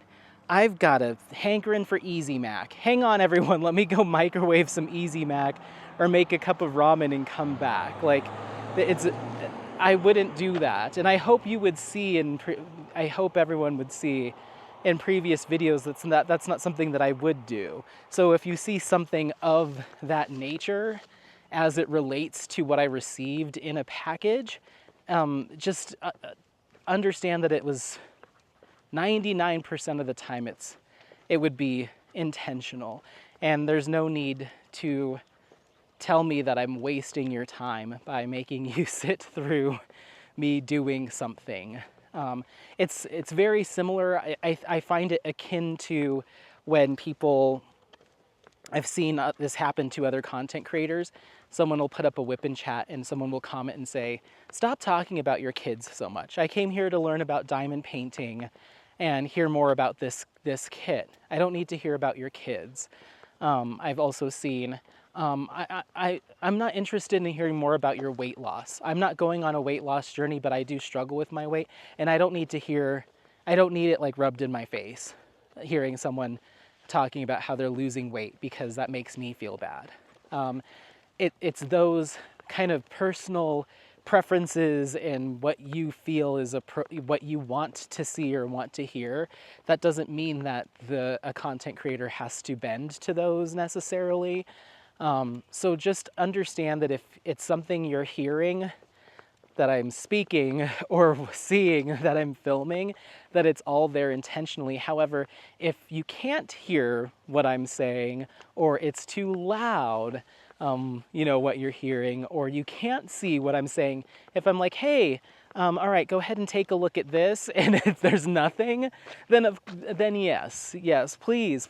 Like I want to get better from a technical standpoint, but I'm not going to change my personality and my quirks and my weird tangents and all of that stuff. If I want to film a 3-hour video of just the sound of me churning and on and off the tea kettle, I'm doing it. Doesn't mean that everyone's gonna love it, but I'm doing it. That's the freedom of having my own channel. So I get it. If you're like, oh my gosh, I just want to see this kit, and he took 15 seconds to go do this thing, I don't know what to tell you. I'm not going to promise that when I do unboxings, it's all business, cut, right to the chase. There's something that's going to catch my eye or something that I'm going to want to do sometimes, and I'm going to do it.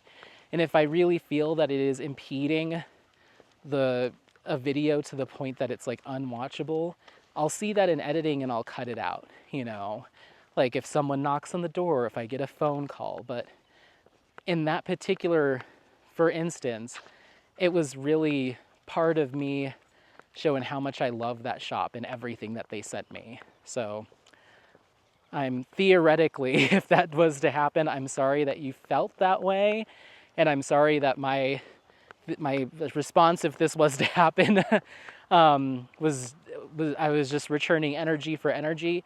But it makes me feel like those comments make it sound like I pay zero care for what goes on my channel, or put zero work into the content that I create. I just barf up whatever and just post it, and that's not the case.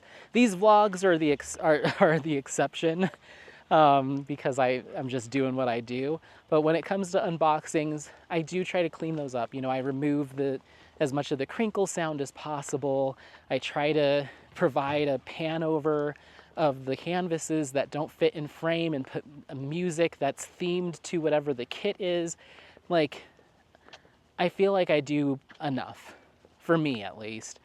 That summer with the Masters video, I was super proud of. So to see someone, for example, if this was to happen, see someone come in and be like, you're making us do this and you're wasting our time, how else am I supposed to take that? So that's that. That being said, I appreciate so much the people that everyone, including anyone that, I appreciate everyone for being here. Every single person for being here, and for taking the time to listen to me ramble and putting up with my nonsense.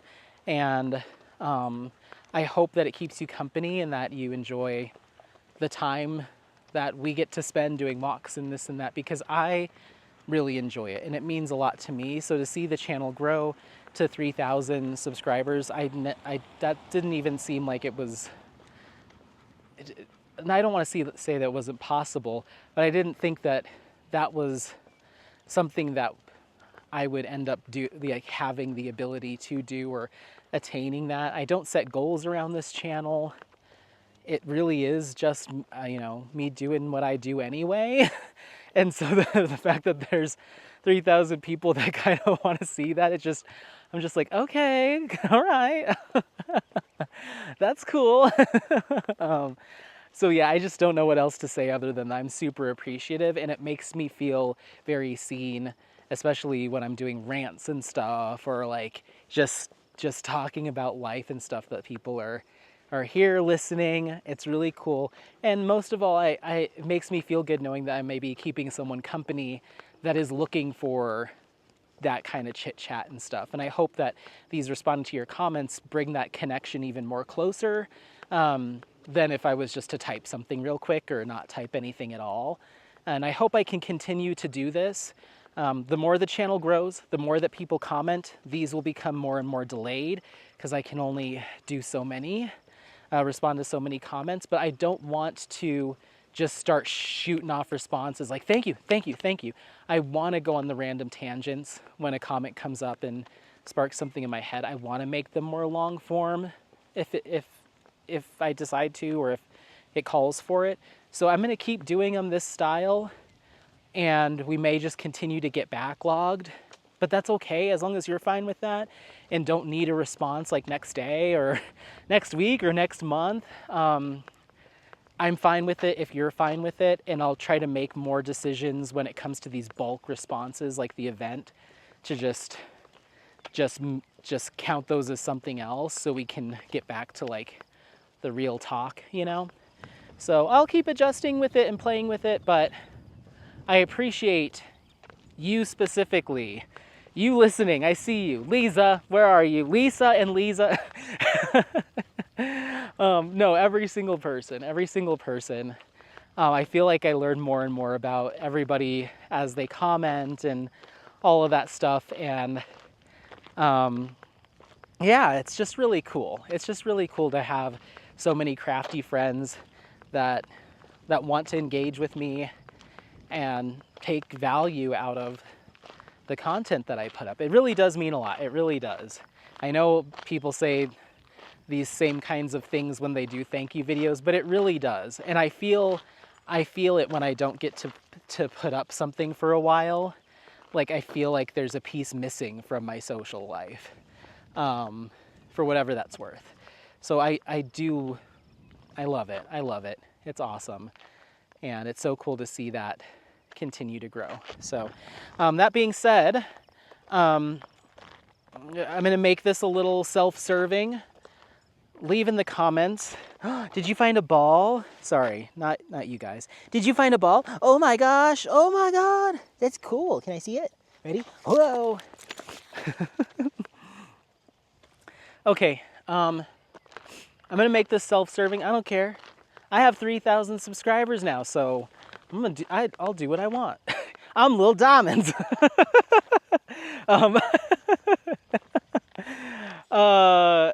Leave in the comments your favorite video of all time from me, Single and Placing, from Anthony. What's the most enjoyable video that you've seen in the 2.5 years that I've been doing this channel? Is that right? I don't know. Since I started. Leave that in the comments. I will be doing a drawing on my birthday, Saturday, June 22nd at, let's do at noon Mountain Standard Time for a $100 Jaded Gem Shop gift card. Let's do that. So leave in the comments your favorite Single and Placing video. I will do the drawing on Saturday the 22nd. I will take a screenshot of the winner's name, and then whatever vlog that I film after that, I will announce the winner of the $100 Jaded Gem Shop gift card, and I will put that picture-in-picture on the screen and give you instructions on how to claim your prize. And yeah, I just want to thank you guys. I appreciate it. And so, yeah, I hope I hope the winner likes that gift. I just know that I picked that shop because I know a lot of people want to try Jaded Gem Shop, but shipping ends up being prohibitively expensive, especially those for international folks and And I understand that Jaded Gem Shop kits are premium of premium, rightfully so in my opinion. But maybe $100 USD off the top will at least cover a portion or all of the shipping charges that you would have incurred, or take a significant portion off of a kit that you would have otherwise not been able to afford right now or in the future. Because I really want as many people to experience Jaded Gem Shop kits as they can, because they really are the cream of the crop to me. Between her and Diamond Art Club, those are just my two as far as checking off every single box. There's plenty of other shops that I like. That's not to disregard other shops.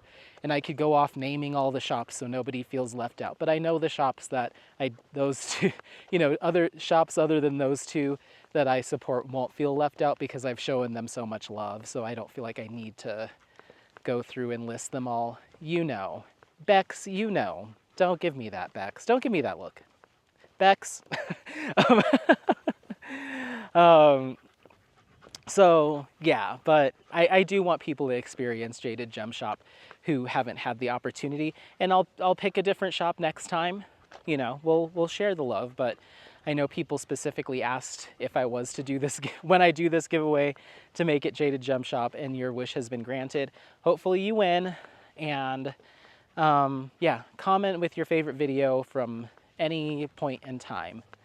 And please, don't everyone pick the freaking starting my own diamond painting business parody video, please.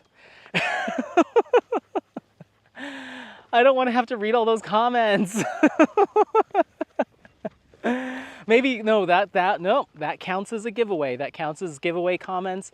They are legally allowed to be omitted from me responding to your comments. So actually, you know what? If that's your favorite, then God bless. But I want to just bury that one for now. I stand by it, but I'm over hashing out my justification. I'm so tired. I'll talk about at the end of the year, like, things I wish I would have done differently this year. That'll be a portion of it, because going around and around in circles about why I did it, and why I thought it was okay or didn't think it's okay, and all that stuff. That was the most exhausting part of content creation so far this year, was trying to justify that video. That was the most exhausting part. Gosh, even thinking about it makes you want to take another break from YouTube. I'm just kidding. All right, well, I'm gonna let you go. As you can see, I'm like still a little slap happy from my trip and just kind of like getting my life back together. And the fact that we just walked 8 miles, and in addition to the almost 50 that I walked since last Thursday, I'm also just kind of exhausted. But all right, comment your favorite video from Single and Placing. We'll see if you win. Okay? I love you guys. You're awesome. But I'm gonna go get some Qdoba, I think, on the way home, and I'm gonna go cuddle my dog in diamond paint. So thank you so much for watching. As always, you all mean so much. I wouldn't carry this harness and mic with me and go home and post and upload and edit if this didn't mean so much to me. It's a huge part of my life now, or a big part of my life now, and I'm happy about that. So I'm gonna keep it up, and I hope you continue to watch. Share this content, like, subscribe, you know the drill, and we'll see you on the next one. All right? Bye, bye. Bye, come say bye. Oh God, my legs, baby. Can I have a kiss? Oh my gosh, you're so cute. I just love you.